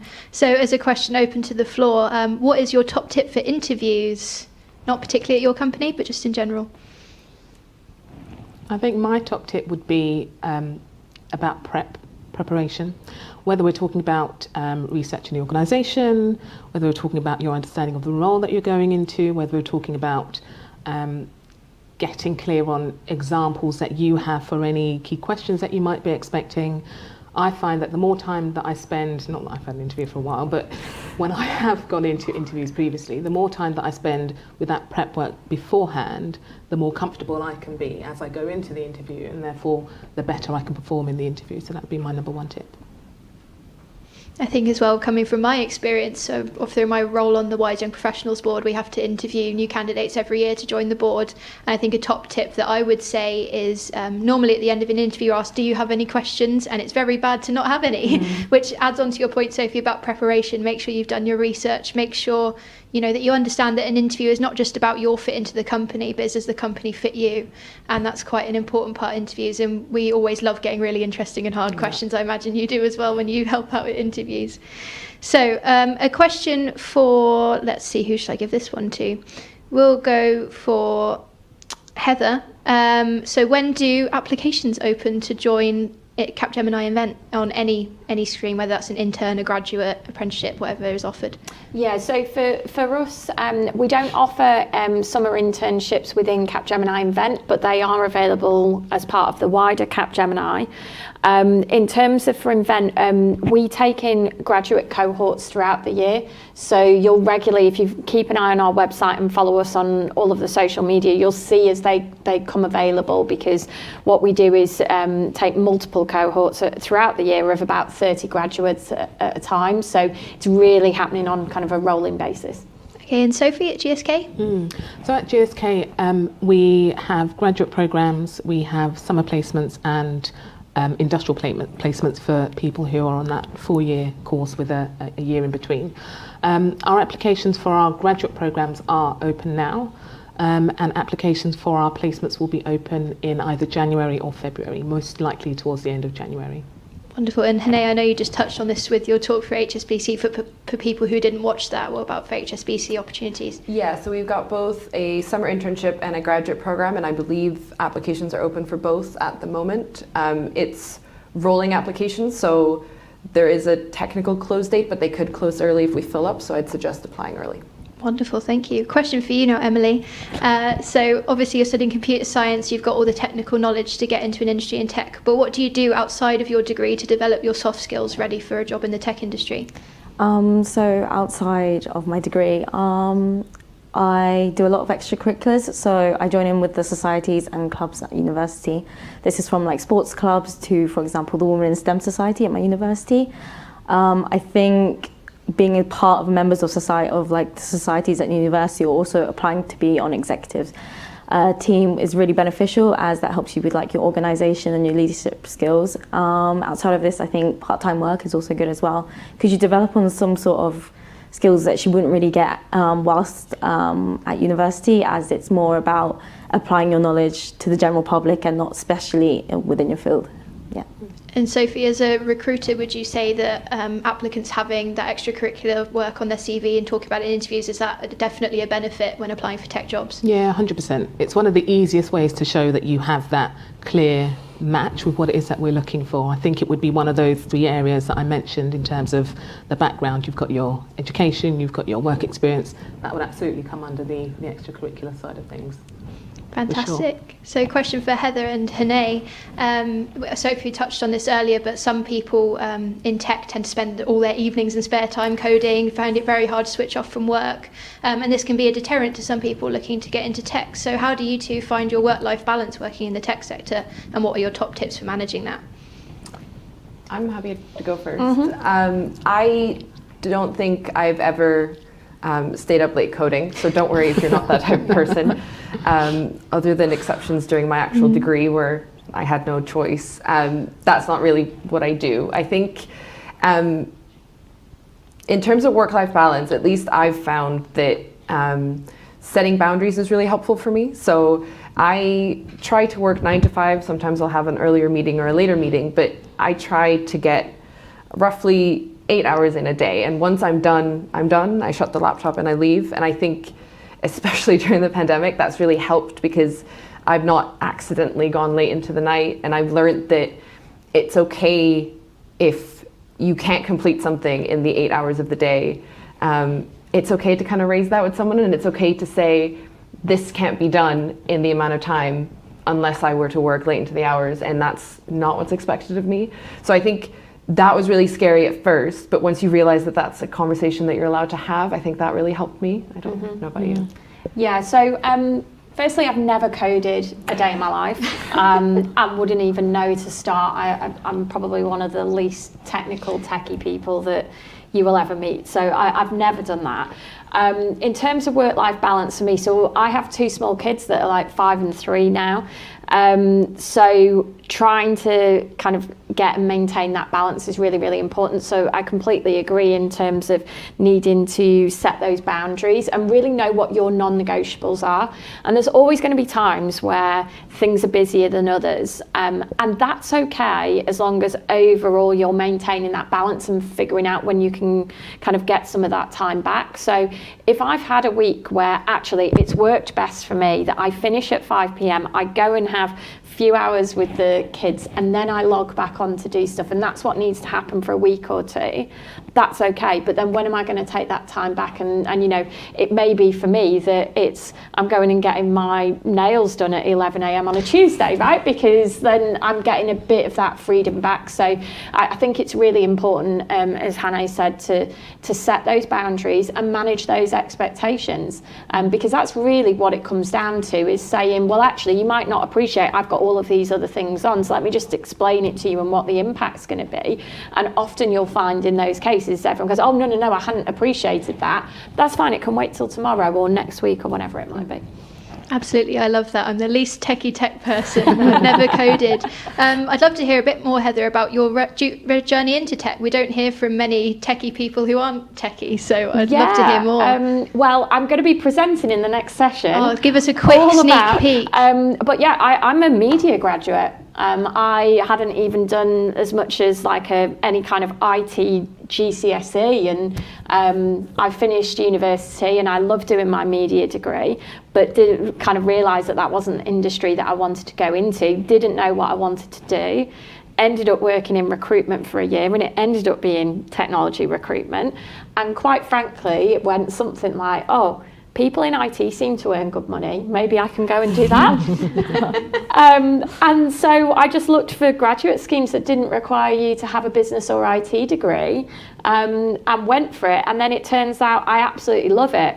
But I don't, there is always this kind of view that anyone that's working in IT must be super, super techie. The work that I do isn't technical. I lead our digital workplace practice, which is all about technologies such as Microsoft 365 and Teams and some of the collaboration technologies, and actually how do employees in an organisation get the most out of those technology to be effective in their jobs. I'm not coding anything. I'm not kind of going in there and implementing anything. It's more about the business transformation that goes with it, and I just really love it because technology can make such a difference to how productive we are, how we can collaborate together, and how in the future we can work from anywhere and we don't need to be in these offices all of the time. Absolutely. Well, I'm really excited for your talk later. Stay tuned, the people out there. It's going to be a good one. So we'll start with Sophie on this question, but everyone else feel free to add. How does GSK promote diversity and inclusion within the business? So diversity and inclusion is really important, and it's continuing to grow in importance for obvious reasons. In terms of what we do as an organisation, we have a number of employee resource groups, or ERGs, other organisations call them something slightly different, but they all do the same thing, whereby it is an open invitation for people who have an interest in whatever the particular subject is to get together, share experiences and find ways for us to help to move the organisation forward. One of the key ones that I'm a part of is the Women's Leadership Initiative, I should remember what it's called, which has got some really, really great events that we've been running, where we've had some external speakers who've come in and talked about their experiences in their careers and how to make the most of them and how they've gotten ahead. We have some practical sessions from people who teach various skills, like how to be a leader, a woman leader in an organisation. We partner with, I think it is a Google event about, if I can remember what it's called now that I've started talking about it. I Am Remarkable. I love that. I've been on that, I think, twice. I really enjoy that, which is about helping you to feel confident in yourself and to be able to make sure that you're making the most of opportunities available to you. And that's all just within the Women's Leadership Initiative, let alone what else is included in there. Another ERG that I'm a part of is Embrace, which is our ethnicity diversity ERG. Again, a whole host of different events, lots of different speakers, and it's across the bank, and it's across the organisation, and it's global, and everybody's invited to join. We also do a lot of diversity specific things in terms of our attraction and recruitment. We also have recently won awards for being one of the best places for women to work at. It's something that is embedded and permeates pretty much every area of what we do as an organisation. Amazing, thank you, Sophie. Hannay, maybe you can provide some perspective from HSBC. Yeah, I was actually going to say, most of what you said is actually true at HSBC too. So we also have loads of employee resource groups. We even call some of them the same thing. We also run I Am Remarkable. So it's nice to hear that we're not alone in that. I think that's cool. In terms of the ones that I've been involved in personally, I think I've spent a lot of time the past year working with the ability group. So that covers people with disabilities, people with neurodiversity, mental health issues. It's a very wide umbrella. But I've had the privilege to program manage that for the past year globally, which has been really, really cool. I've gotten to meet some great people. I've learned so much about the way we talk about disability and the way that we can make What I always find so interesting is that when you make things more accessible for certain people, you often just make a better product for everyone. Yeah. And that's something that we're constantly trying to do better, because there's so much still that's not accessible to everyone. But we are noticing that the more you try and make it better for one group of people, you oftentimes just make it a better product. So that's something I'm working a lot with, and then also quite involved in the various groups we have for both helping promote women at lower bands into higher bands and through senior leadership, but also just in general promoting equality among the genders and stuff like that. So loads of cool things. Really, loads of cool things. Amazing. I love the similarities. It's like you said, it's really nice to know that everyone's on the same page, but then you've got your own unique things going on as well. Heather, perhaps you can provide from perspective from Capgemini. Yeah, so I would echo what the ladies here have said as well. And I think everyone's on a journey with it, right? I don't think anyone's getting it perfect, and we're all learning in terms of how do we continue to promote diversity and equality and inclusion like across the organisation. We have a lot of the similar groups that we've talked about here, and I think particularly within Invent, the area that I would pull out as well within women at Capgemini Invent, we also have a very active parents community. Which is not just about mothers, it's about all parents, but it's quite important for us, particularly from a management consulting perspective, because if you look at management consulting across any organisation, it's generally quite a young group. The average age in Invent is probably about 27, 28, and you often see a drop off, particularly from females, as they start to either think about having kids or they have children. And I think it's really helping support individuals and helping them understand that actually you can be successful in management consulting and also be a parent. But also helping the organisation understand what do we need to do differently to make sure we're supporting everyone's different situations. So that's where we're quite actively focused at the minute in terms of making sure that we bring that support and that everybody is getting the opportunities. And I work part-time as an example, and that's something that we're promoting a lot more as well. Absolutely. Maternity and paternity and everything around that is so important for men and women in the business and promoting equality for everyone. So great point to touch on, Heather. Emily, I'm going to tweak the question a bit for you slightly. Obviously, as a student, I wanted to ask you two things. So the first one is, does the University of Essex have any particular initiatives that you've got involved with to promote diversity and inclusion? And then secondly, outside of the university, how have you managed to find other opportunities to get involved? So you said you were in STEMettes and other things. So how did you come across that, and what advice would you give to people who are looking for those kinds of opportunities? Wow, okay, so Sorry, I'll have to split that question up. Yeah. I'll start with the last one. So finding organisations, I think that was through a lot of research. If you go to a lot of organisations like for example GSK, HSBC, and you go to their website, they show what events they kind of do, and then from then you can go to the organisations themselves. So for example, I found STEMettes through a LinkedIn post that one of a company made, and then I went to that and I joined through there. There's also loads of companies such as Code First Girls who help women and sort of accelerate their career in tech, and they provide courses as well, which is really cool. At university, your career services, I think, are really beneficial. You hear about that a lot, but not many people actually use them, and I think they can give you specialised advice, as well as reaching out to people like lecturers, for example, like emailing them, asking what they did, and also events like these. So sort of following up on the people who speak here and see what they did, and I think that's what you can do as a student to really, find things that sort of set you ahead in the crowd. Yeah. Amazing, thank you. So question for everyone is, in your companies, do you have senior leaders who are women in your companies, particularly in the tech department? And if you do, can you explain a bit more about the impact that has on other people in the business? I think we're all aware that getting women into tech in general is hard, but at senior levels is even harder. So any perspective you can provide on that would be great, and I'll open it to the floor. We recently got a new Chief Data and Architecture Officer. I think the title now might just be Chief Data Officer. They change titles and things all the time.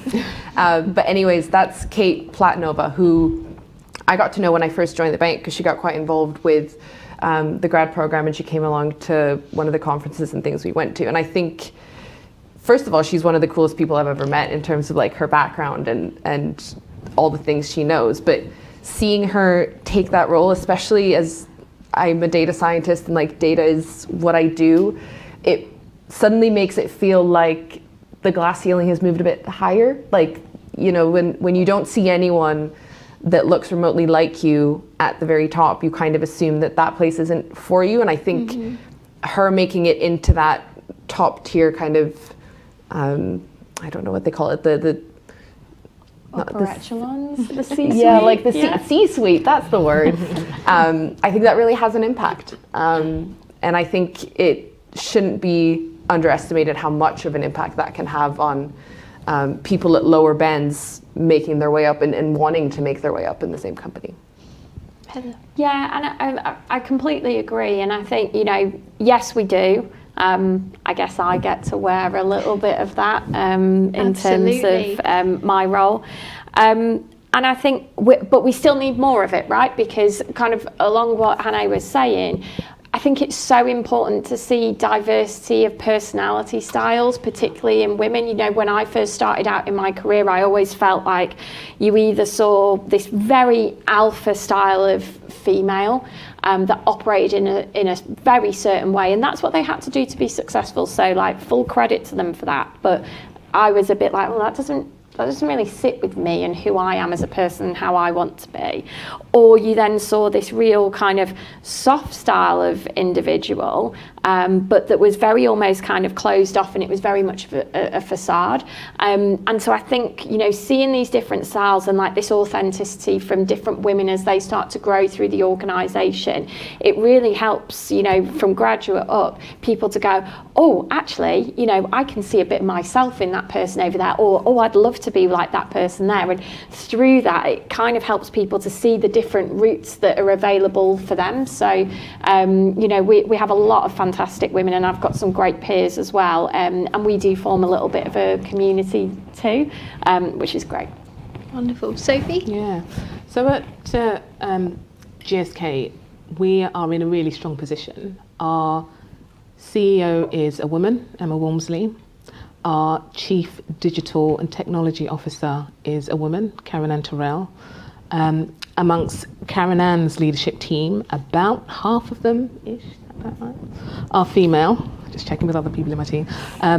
Are female. And if I think about me and my role specifically, right the way from me all the way up to Emma at the top, we're all females. I'm managed all the way by females. That's obviously not going to be the experience of everyone, but it certainly is my experience. And as I think about the way that I interact with people on the programme, the way that I interact with people when I'm not out and about on campus, but at virtual events, for them to be able to see us be able to bring lots of women to the events, to put them in touch with lots of women, to let them get an experience of lots of women personality styles, as you say, Heather, is a really meaningful, tangible way for them to be able to picture themselves in the organisation. Mm-hmm. It's very easy for organisations who maybe have one or two people who are women to bring them to every event, but actually to be able to have a range of women and a variety of women and lots of women at the different events that we go to really enables people who are thinking about joining us to be able to genuinely see what it will be like in our organisation.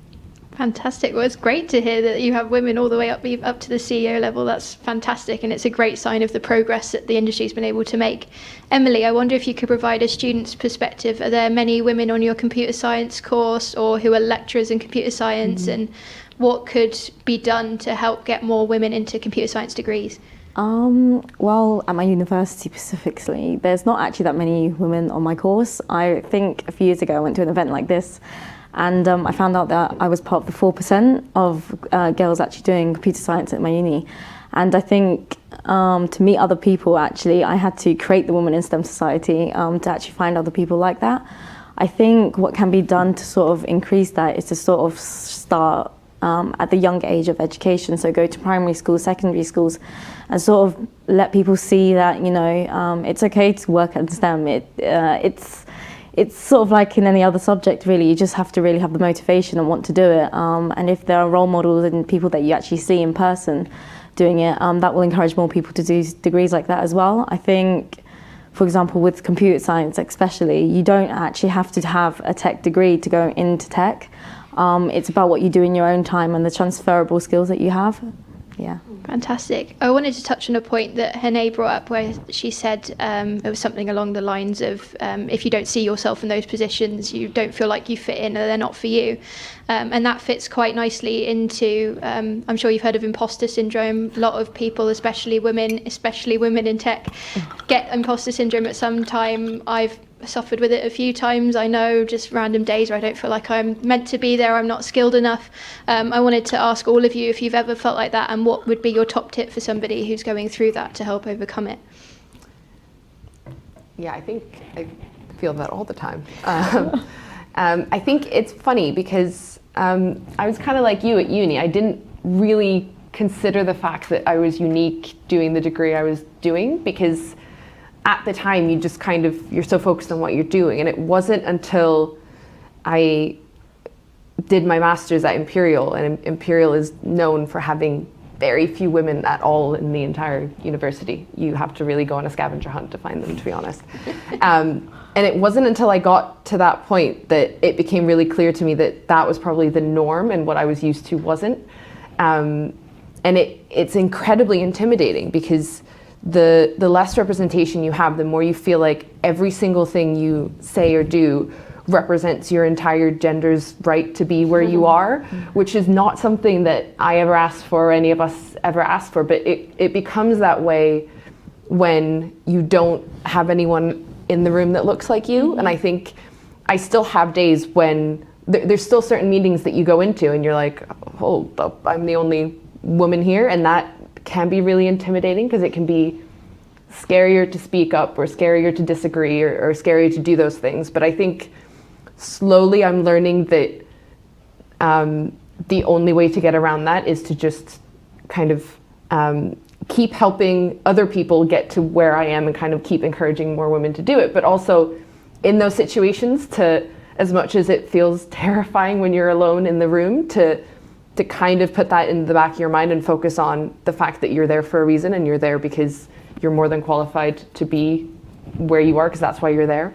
But yes, it's terrifying and it's constant. And I'm not sure it really goes away. No. I still feel like that now. And I still have days of that. And it's not always just about being female. Sometimes I get asked to go and talk to the client, and they'll say, oh, we're going to bring Heather in. She's our expert in digital workplace. And I'm like, hang on a second.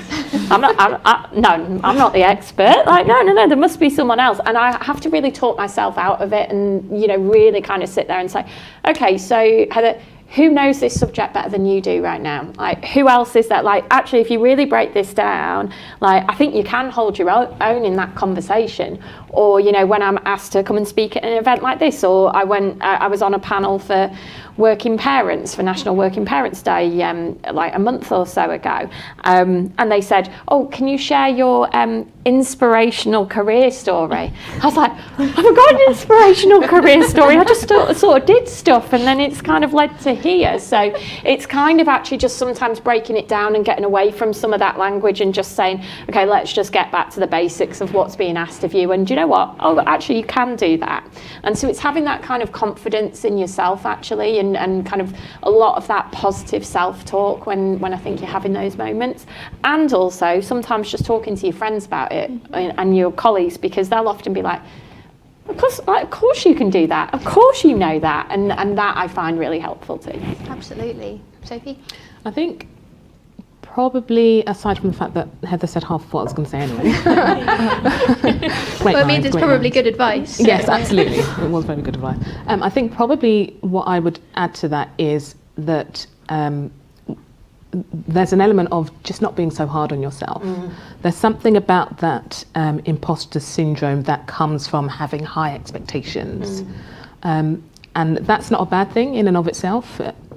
But I think that there's something about recognizing that the gap, or maybe the perceived gap, between where you are and where you think you ought to be isn't necessarily a problem. It's an opportunity for you to grow, really. That's an opportunity for you to identify the things that you want to get better at, identify people who can help you, like you said, speaking to friends or people you know, and actually start making moves to plug that gap. I think once you take hold of the thing, the syndrome of feeling like you're an imposter, and actually start to do something proactively about it, that, in my opinion, is one of the best ways to not get over it, but start to tackle it. Absolutely. And Emily? Well, I'm obviously not very far in my career yet, but I think imposter syndrome is not just about obviously being a woman. It's also, for example, as a student, I don't have much experience yet, as I haven't actually started full-time work. But I think it's about going to events and conferences, and also meeting those like inspirational people and people already where you want to be. I think that really helps with my confidence and sort of make me feel less of like an imposter, I guess, because I think, oh, if this person can do it, I definitely can do it. It's just about belief, and also talking to your friends and family as well. I think that's really helpful. Absolutely. So we've got time for a couple more questions. So some of you mentioned the importance of having role models in overcoming imposter syndrome, and just role models generally being amazing in supporting women in their career. So we'll start with Emily, but I want to ask you all, who is your role model? Ooh. Put you on the spot, I apologise. This is so funny, I keep mentioning STEMETS, but the CEO of that is actually Dr. Anne-Marie Imafidon. She is basically like a child prodigy. She did her maths A-level in primary school, and she went to Oxford, and she did masters as well as computer science and so many things. She's a polyglot, she speaks so many languages, and now she's a founder and of her own company. And I think, especially like coming from as a person of colour as well, I think it's just amazing the person that she is, what she's achieved, and I think that really helps me and like sort of make me think and want to do better for myself as well. Yeah. I think mine, just as I sit here thinking about it, somebody who comes to mind often when I have similar questions or conversations like this is a woman called Shirley Chisholm. She had nothing to do with tech, but she was in the US Senate, and she was actually the first woman to initially run for US president, so long before Hillary Clinton. She wasn't actually nominated by her party, that's why people are saying Hillary Clinton more so than or did say Hillary Clinton more so than Shirley. But she had a motto she had a motto and actually wrote a book called Unbought and Unbossed. And I'd say that she's my role model because she was just completely authentic in herself. She was in a heavily male-dominated environment, and she didn't really care. It was either irrelevant or it was a benefit to her, or she would find a way to make it a benefit to herself. And her attitude and the way that she went about the various different things that she did in her role are always an inspiration to me. I think for me, I take inspiration from a lot of different people, so I wouldn't say there is one specific role model. But for example, someone that I find really inspiring at the minute would be someone like Gareth Southgate. So not actually a female in this scenario, but more in terms of, because if I look at what I'm doing now in the way that, you know, I'm leading and building a team, watching how he goes about doing that, the authenticity that he brings, the conviction that he has in the way that he goes about his business and the decisions that he makes, and then the support he brings to a team. He's completely transformed the culture within that England football team from actually something that was quite toxic to something that is very supportive and is really a nurturing team that work together. And so I find a lot of inspiration in things like that, where you see that and you kind of go, well, I want to be doing that type of thing with my team, and I want them to see me as that kind of leader as well.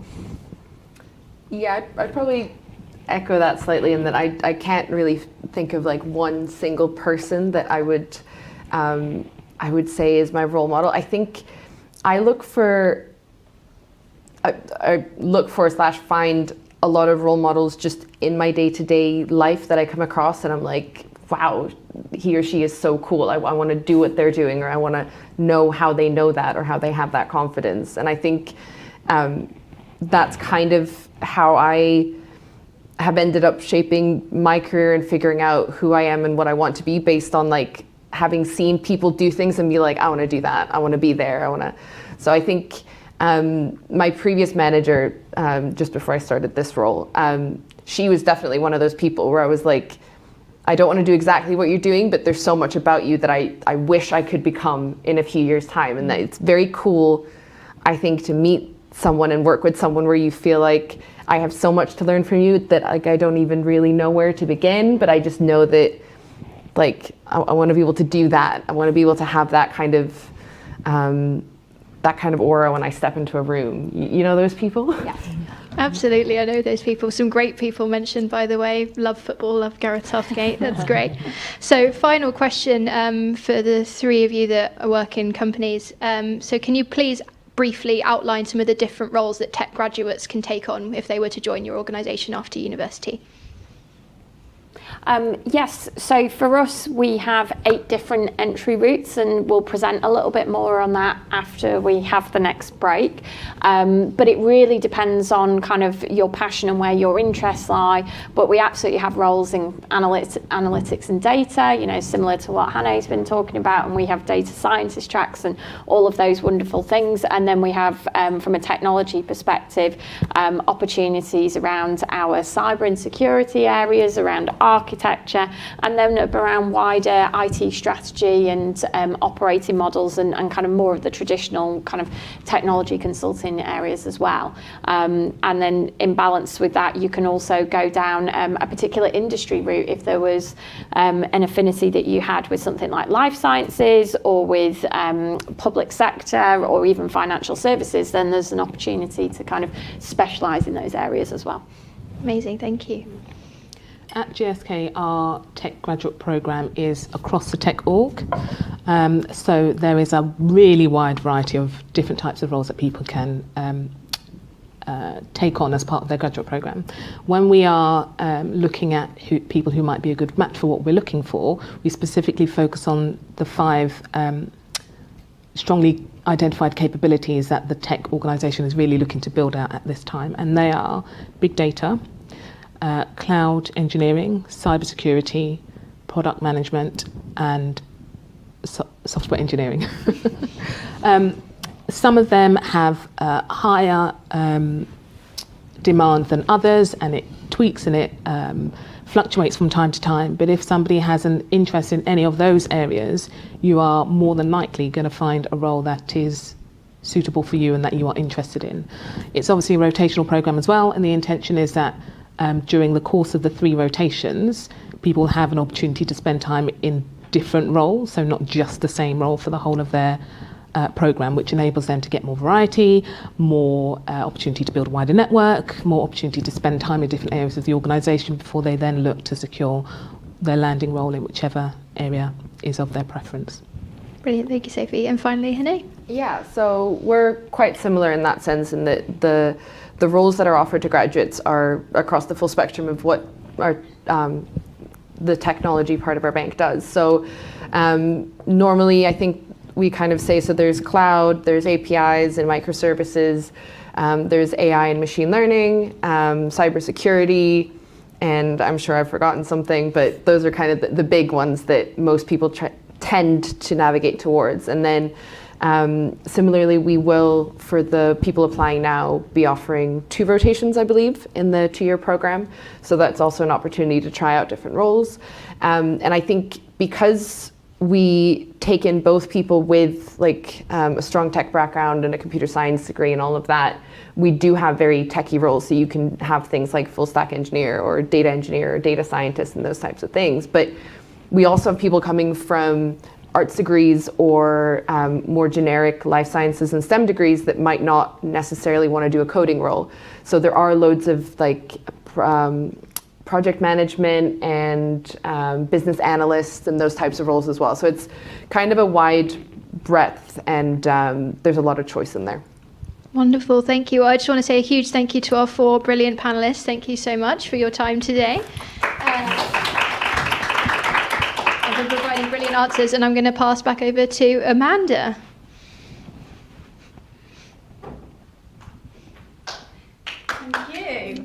That was amazing, and thank you so much, Beth, for hosting. Perfect host. Same time next year. We're going to be going into another break now. This is what we've got coming up. So we're going to be hearing again from Laura for the second insight session. And then we're going to be over to Capgemini to hear more insights in depth from Heather as well. So please do take a break and we'll see you back here in 5 minutes.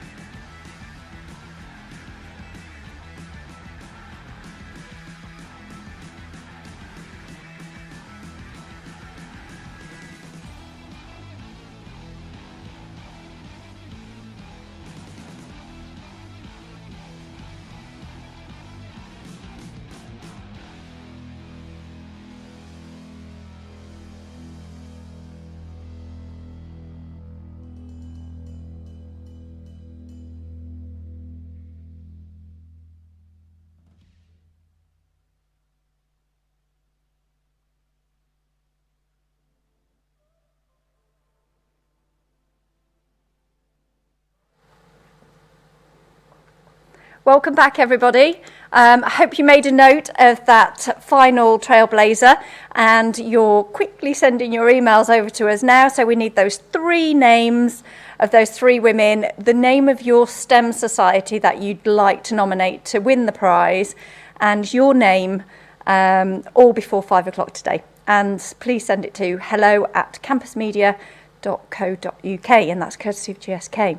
So we're moving on now to our final Employer Insights session with Capgemini Invent, and I'm going to pass you over now. Thank you so much, Amanda. So hi again, everyone. So I'm going to start and tell you a little bit about Capgemini and who we are, and then I'll move on and tell you a little bit about, well, Alex will tell you about her journey, and then Harriet can tell you about her journey, and finally I'll tell you a little bit more about myself and how I got to be here.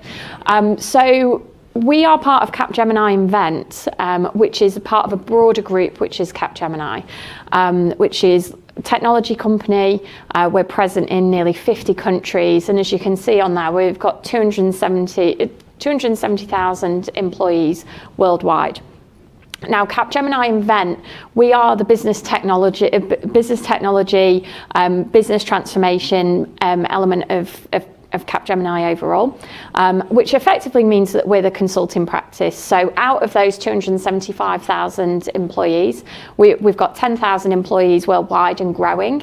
We're present in 36 different countries, and we have 37 different creative studios globally as well. If we look specifically in the UK, we've now grown to around 1,200 consultants in the UK as part of our consulting practice, with an aim that by the end of this year we'll be at over 2,000. So if we look at Capgemini Invent, the way that we organise ourselves, as I mentioned in the last talk, is we have a number of sectors that we work across, which you can see at the top, and then we have a number of capability areas where we focus. And they're really kind of just how we organise ourselves and our offers that we take to market and take to our clients. So really looking at what our clients' problems are and then how we help solve them. And what you can see on here is that from a graduate perspective, there's 8 different entry points that you can come and work with us, and that you can look at the different graduate routes in. So everything from the sector areas of being financial services, utilities, and then public sector. And then in the capability areas, you can see we have focus across all of those, including business technology, which will likely be of interest to a lot of people that are watching today, and also analytics and AI. So with that, I'm going to hand over to Alex to talk about your journey so far. Yes, thank you very much, Heather. It's wonderful to be here today. Thank you very much for having me. So my name is Alex, and if you haven't guessed already, I am one of the graduates on the Accelerate program at this moment in time. So what is the Accelerate program? We welcome recent graduates who have an interest and a passion for technology, data science, creative design, and we welcome you to come and help us solve really complex business problems and technology challenges pretty much of the 21st century. So what does the Accelerate journey feel like and look like? So it's broken up into 3 key stages. We start off with the Institute, as Heather has previously touched on. And this is a concept where we bring graduates in, and it's a safe environment for you to learn with the rest of your cohort. And you may have entered via one of our capability units, so for example, business technology, where I am currently placed. Alternatively, we also have an AI and analytics team, as well as all the other sector units, as mentioned previously. So within the Institute, you will start to build some core consulting skills, such as effective meeting management, how to tell a compelling story, and teaching you how to empathize with the client, and so on and so forth. So at this point in time, you are now confident and ready to embark on your first client role. So this is the foundation stage. And during the 6-month period, you will probably engage in 1 or 2 client projects across any of the capability units and any of the sector. So diversity and variety is key here, as life in a consulting role generally is. After 9 months, you will then engage in the Academy Skills section of the Accelerate programme. Again, you will continue to engage in various client projects, I would say 2 to 3, more, as well as you're encouraged to start to develop your own personal development. So within the business technology unit, you can start to do your AWS practitioner certification, and there are plenty other opportunities as well. So what does my journey look like prior to Capgemini? Thank you very much. And at Capgemini Invent, thanks Heather. So I graduated from the Uni of Bath with a business management marketing degree. And I, similarly to Heather, actually did a industrial placement at a media agency. So not necessarily a technical background, and that is one of the key aspects of Capgemini Invent. We like to welcome people from a diverse background, as we believe that that's really what builds a strong team. So following on from that, I then went engaged in a master's at UCL in natural resources, and this is where I got my first taste for technology as I worked with National Grid on a green hydrogen project. I then got a job at Capgemini Invent, but I had to wait a few months before I started my position there, so I taught on a module at UCL. So that was a nice part-time piece of work. But at Capgemini Invent, my journey so far has been completely diverse, and there's 3 key things that I'd like to touch upon. So firstly, my client delivery. I've been working on a core platform replacement for a utilities company, as you can see up there. And I've been looking at their as-is process and how we can strategize and better the company. So looking at kind of their to-be state, and that's what we're currently working on there.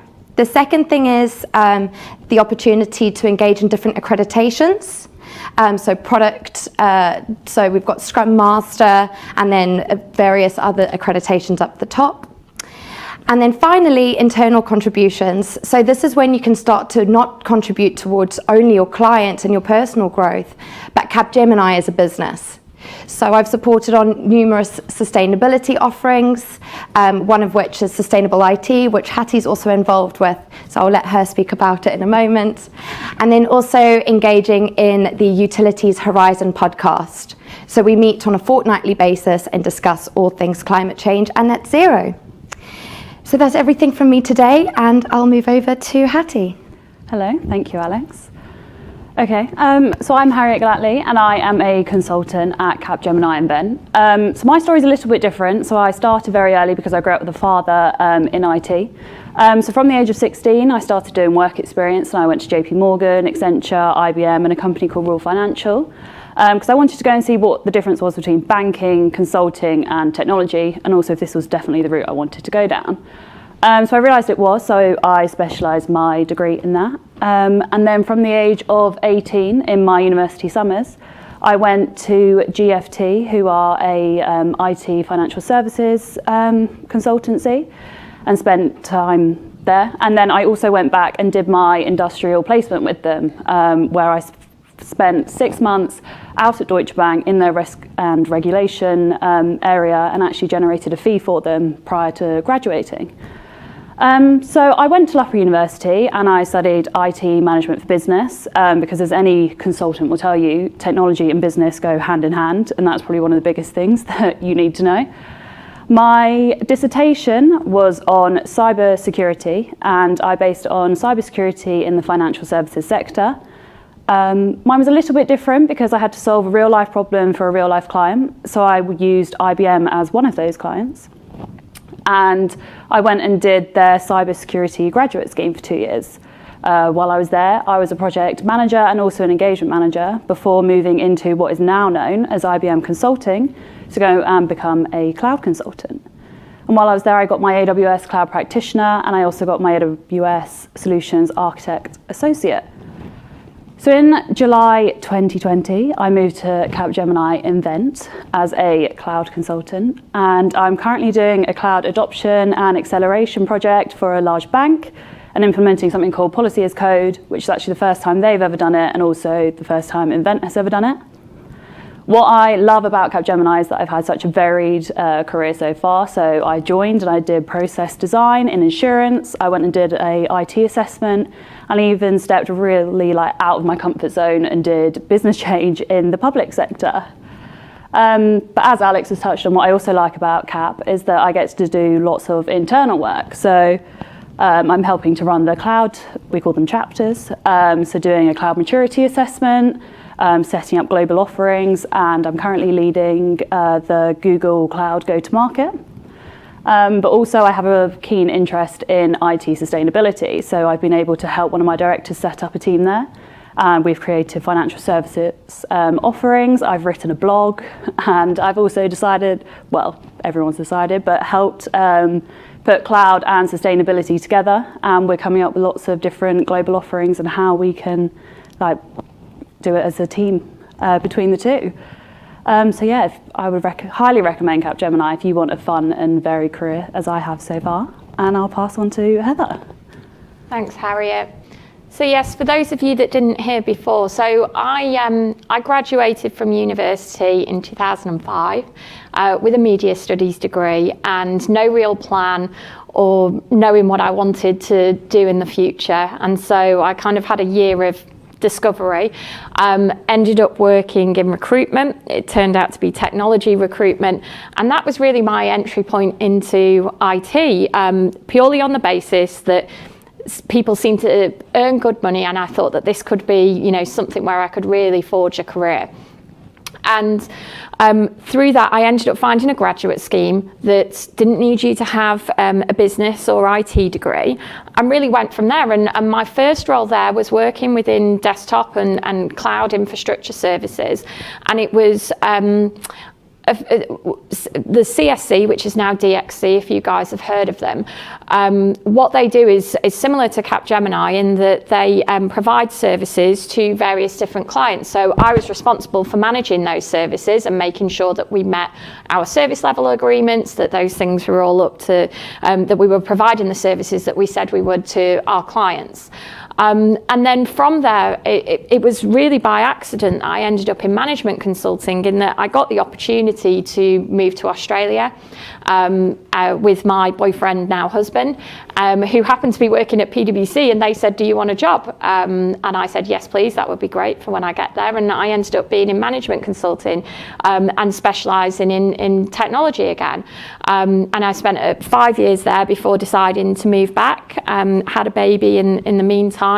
And then had a little wobble about how do I make this work between having, a family and also consulting. So I went to a small startup for 2 years, decided to have another baby, and then ended up at Capgemini Invent in a senior director role. And I lead part of our business technology team. I have a team of 30. The business technology team is roughly about 220 people now. And I think, as I said before, I am not a technologist by background. I have no technology background. I don't have the ability to code, nor do I particularly have an interest to.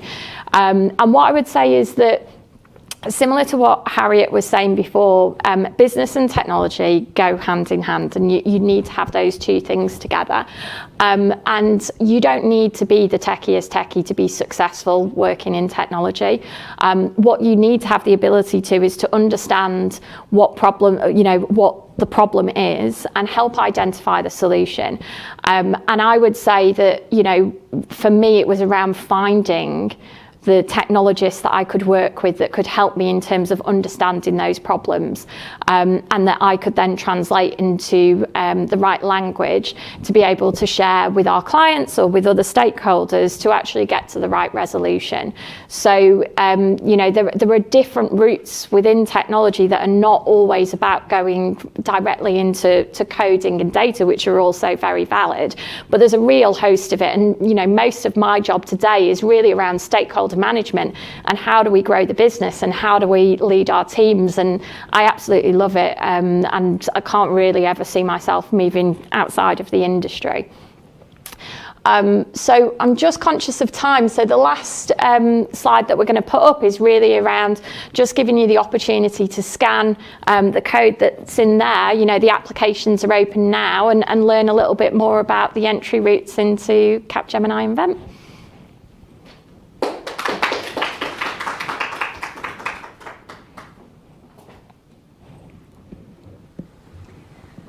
Thank you so much. Again, another insightful insights into a completely different organisation. What I love about today is the employers are really different, really varied, and actually the technology opportunities you've all got, there's some similarities, but they're really diverse, and it just goes to show just how vast technology as a sector, industry is, a profession that you can work into. So I think, thank you for sharing that and highlighting those. So we've had some awesome responses in already, and we've had some great questions as well. Capgemini Invent will be in the chat room as well for a brief period just before we head off today. If you've got any questions, please send them over. But we're moving on now to our final skill session with Laura Fox. Welcome back, Laura.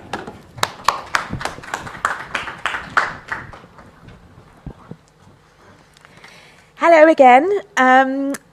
Great to be here for the second session of today. I realised after I presented first time round, because I've known the campus media team now for a couple of years, that I didn't even introduce myself. And whilst you're not here to hear all about me, I mean, I did work at LinkedIn for quite a long time, and they are a technology company as well. So I thought, well, let me just quickly tell you my story very briefly. I started out after graduating from a history degree at Birmingham University, thinking that maybe I'd try out recruitment, realised it wasn't for me, and after a year I moved into advertising, and I worked in marketing and advertising agencies for 10 years with a very particular niche around talent and employer branding. And when LinkedIn was establishing themselves in the UK back in 2011, we hadn't long had a London office, a couple of years, but the team was, you know, really tiny, and they were starting to ramp up and go through hyper growth and scale. They started hiring. And so I was very blessed to be tapped on the shoulder, and I joined the LinkedIn team in 2011. And just like the Capgemini people described with their business, working at a tech startup like LinkedIn is also an incredible place to develop in your career, because you can do so many different things. You know, you might join in one role, and within 6, 9 months, 12 months, you're doing something completely different. So I can't recommend highly enough going down that route either, if it's something that's really interesting to you. And I'm fortunate that I spent 7 years at LinkedIn before setting up my LinkedIn consulting practice as I do now. So anyway, that's enough about me. Happy to take any questions in the chat, or contact me if you want to know about what it's like to work in a tech startup.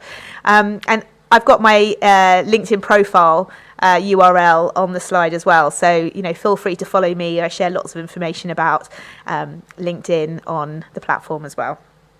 Okay, so what are we talking about today? LinkedIn as a research tool. So LinkedIn is great to host your profile and to represent yourself professionally. It's a great way to stay connected with other people and to build those trusted relationships that we talked about earlier. It's a great way to learn through content, but it is also an untapped research tool. So it is a phenomenal way to find out about companies that you might want to work for. If you're already in a role, it might be a company that you're partnering with. It might be that you want to understand career paths. You might want to use it as a way to unearth information about people within your network and how you might be able to, you know, leverage some of that great knowledge that exists within your broader network that you didn't even necessarily know it was there. So just to hit you up with a few numbers, I mentioned in my first session, LinkedIn has 800 million profiles today, which is pretty phenomenal. Over 30 million people in the UK have a LinkedIn profile. But in addition to all the individual member profiles, there are 57 million company pages on LinkedIn. So companies have pages just like people do. There are 120,000 schools or universities that also have pages on LinkedIn. And I did a quick search yesterday. There are over 14 million live jobs on the platform globally. So all of these various different sort of elements are just data points. There's so much information that exists. LinkedIn is mapping the entire professional universe on the platform. And so you can learn so much about a company. You can get under the skin of a company's culture. You can learn about their values. You can follow them and read and watch their updates. You can learn about their people. You can find out if anyone within your broader network works at these companies. You can look at your university page, and this is the sort of thing that I'm going to look at in this session now. So why don't we have a look at company pages first, because I think they're an absolutely brilliant place to start. So as I mentioned, nearly every company, certainly the large companies and the ones that are here today, all have company pages on LinkedIn. So company pages are great because they give the business an opportunity to promote its products and services. They can use their page to recruit new talent. They can share important, interesting, useful updates to their network. But from your perspective, you can learn so much about a company from its LinkedIn page. Now, what I would recommend you do is maybe think of 30 companies that you are interested in professionally, whether it's you want to work there now, maybe in the future. It might be that they're doing, they're innovating in the space and you really like their projects, their cutting edge technology, you've heard about their rotations, they've piqued your interest in some way. Make a list of that 30, look them up on LinkedIn and start following them. Because if you look, there are lots of different tabs on the company page where companies are really investing time and energy to share the latest and greatest about what's happening within their company. So under the About tab, for example, they can share their work style. LinkedIn has now allowed companies, it's very new, to put on there if they're allowing hybrid working, remote working. So that gives you a sense of kind of how they're adapting to the kind of COVID situation.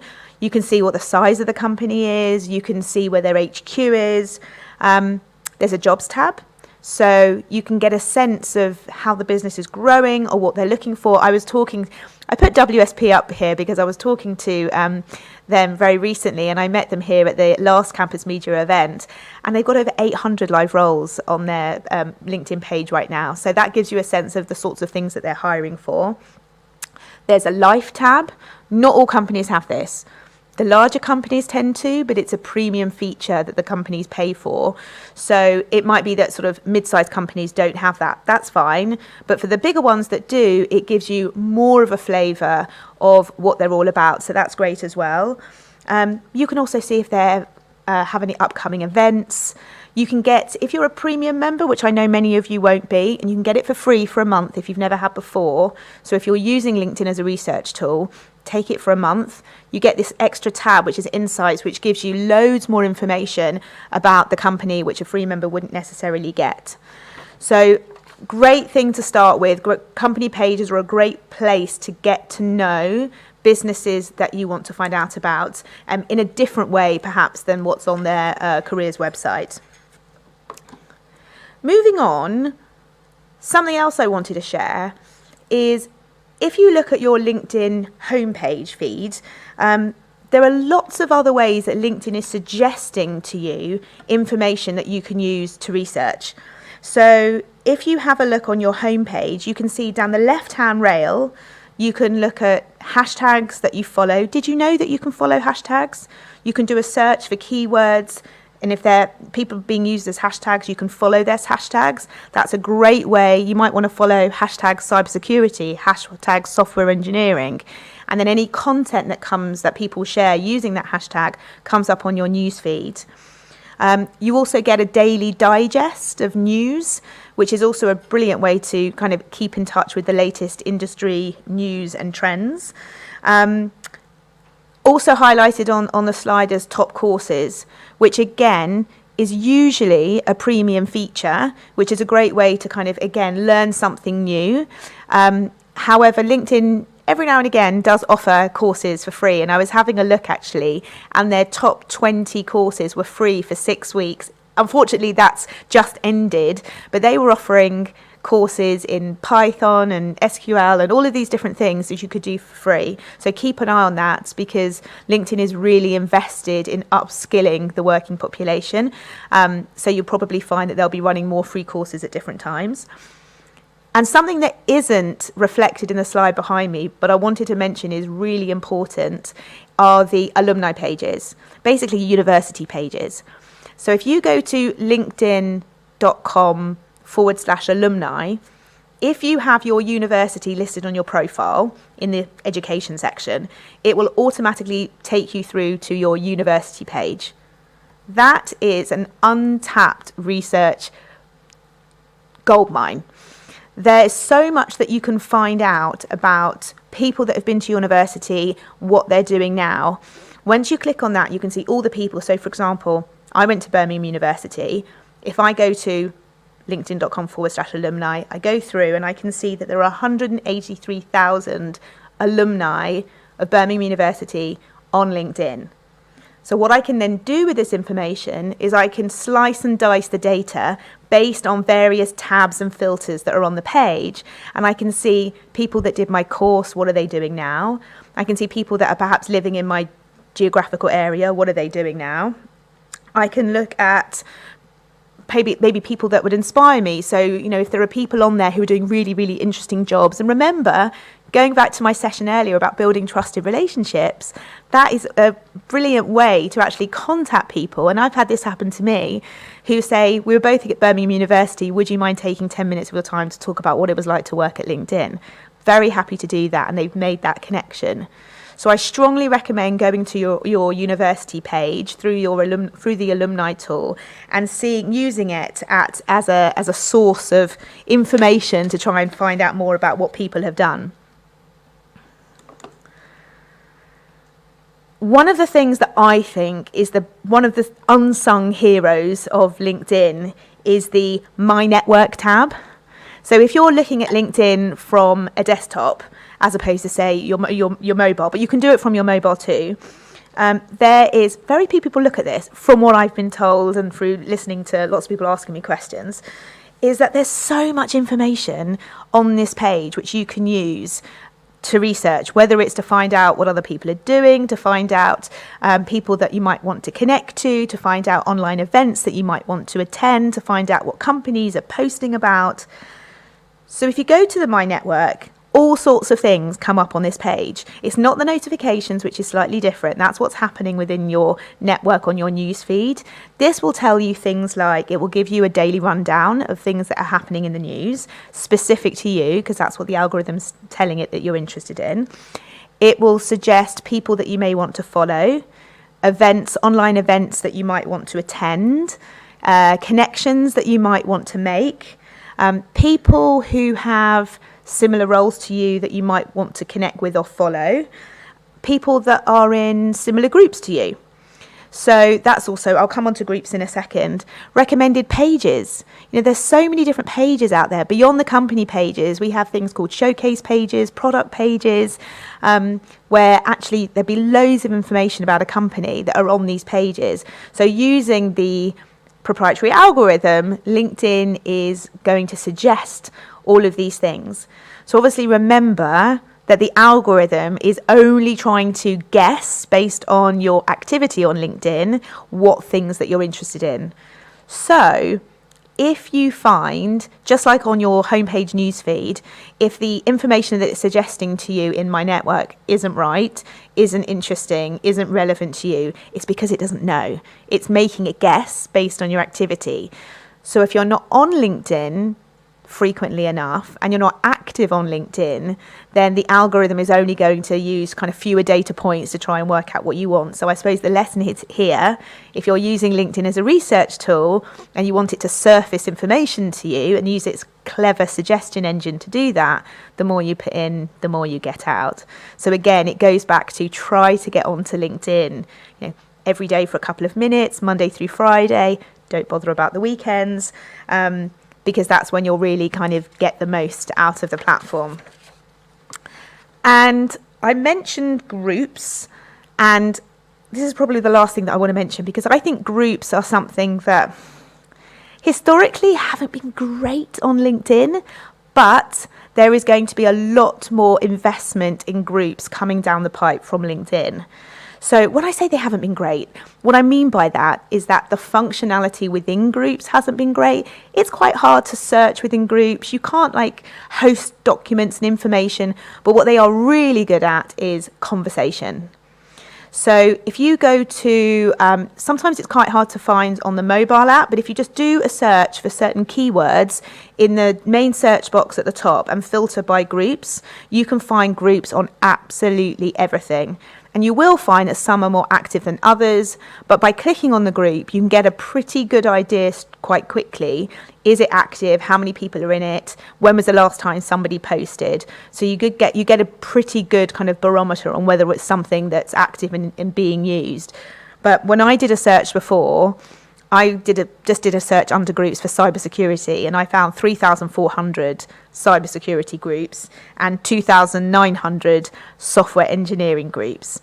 So again, these are a brilliant way to research and understand what people are talking about within your specific space. So whilst the functionality hasn't been great, I would say join these groups now that are very specific to your area and wait and see how they change over the coming months and into next year, because I think we're going to see some really good stuff coming out of groups.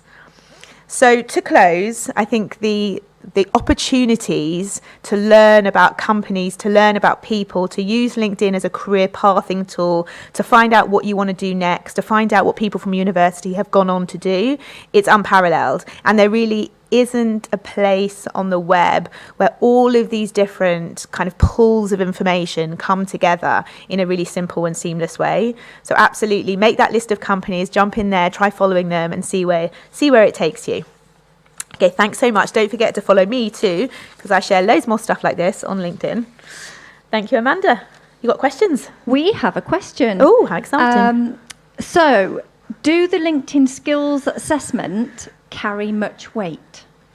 The skills assessments are great. They're great for you personally. So if people don't know what the skills assessment are, LinkedIn introduced a way to test your skills probably within the last year, I'd say. Sometimes I lose track of time with COVID.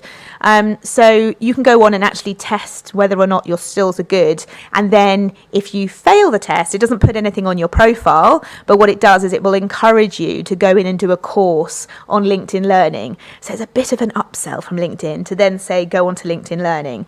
If you pass the test, then it gives you a little badge on your profile. And what it will do is it will trigger the algorithm to say, this person is interested in this subject. And also when other people land on your profile, they can see that you've got the badge, you're clearly strong, because these tests are hard. And actually these skills assessments, particularly relevant for this audience today, they're very technical.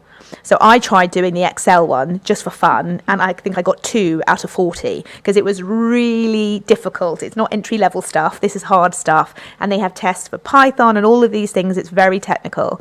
So I would say, yes, it does carry weight, and I think why not go on and have a go? You've got nothing to lose. Excel just for fun, Laura. I know. Great. Thank you so much for that. We are coming to a close now. Thank you.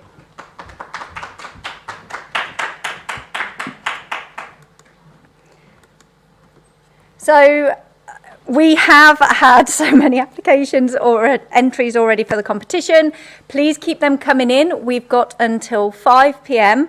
For you to get your answers in on email. I will remind you, because we've had a couple of people enter that haven't specified what their STEM society is at their university, and their full name as well. So please remember to pop that on your entry. So I want to just recap really on today. Laura, thank you. I learned so much from your sessions. I know I say this all the time. I definitely need to check out my alumni for my university. Laura's sessions, as have all of the other Insight sessions, been so packed with amazing content, and we've given you that content quite quick. This is an on-demand session, so thank you to all of you that watched us live and have engaged. We've had some fantastic questions in the chat, and thank you to our employers who have answered those questions so promptly for us as well.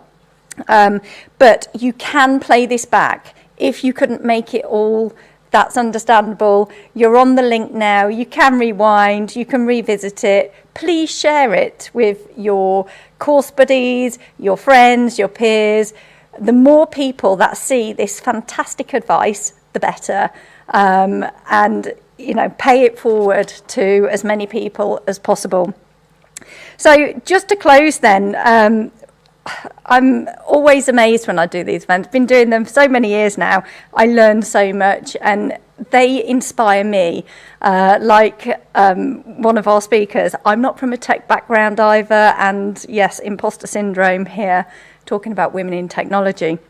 So Valeria, actually bring your genius to your application, to your interview, to your job is amazing advice. We all forget sometimes when we're trying to be a certain thing or act in a certain way to be able to get a role that we think we need to be, is that's not important now. And I think so much has changed, particularly over the last 2 years with COVID, that employers want to see your true self. They want to see your genius, your skills. So that's another thing as well, what Beth mentioned, is bring your true self to work. Ask questions, make mistakes, it's okay. We've had some fantastic insights. Thank you so much to HSBC, GSK and Capgemini Invent for coming along, sharing those insights. You know, 15 minutes, it goes so quick. Again, play back those insight sessions. All of in the notes as well, they'll have been posting the application links to their jobs or to their careers websites, so please check out the notes field. But one thing to mention, if you came across this amazing event today, thank you. If you didn't register but you would like to be contacted by today's employers, please register. We've popped that registration link in the notes field as well in the chat. Please register. It's not too late and you will be contacted by today's employers. We've heard from 12 fantastic speakers. I think it was 12. And I consider role models as well who have shared their journey, their experience. They've been a minority in a room, in a classroom, and they are now change makers. And I think what I'd hope for today, there's been so much takeaways and advice and tips and learning, but I hope one of those is be your true self, be a change maker and make a difference. We're at 17% of women in technology roles in the UK. Let's change that. We need to equalise this now and bring about gender balance to technology. So just to end, thank you so much to the Institution of Engineering and Technology for hosting us again here in the fantastic Turing Lecture Theatre. Thank you so much to the IET AV team and film team as well, who have been fantastic in making sure that everybody at home can take part just as well as you would if you were here today.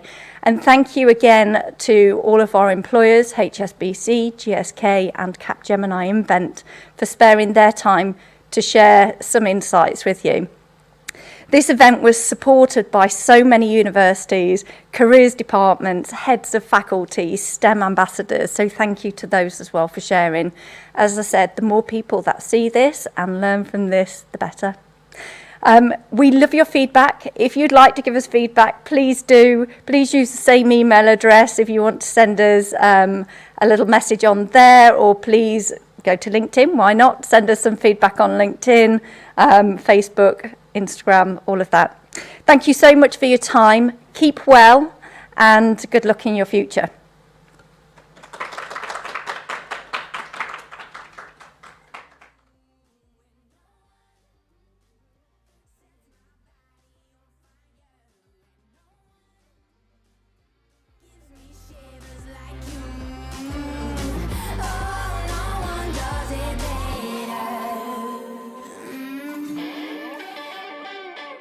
Try to sleep, but you're deep in my mind. Got a hold of me. When I'm awake, I'm all blind. You and your magic, like infinite power. God knows I tried to resist, but you're pulling me closer. Oh, I gotta stay away, but you won't let me.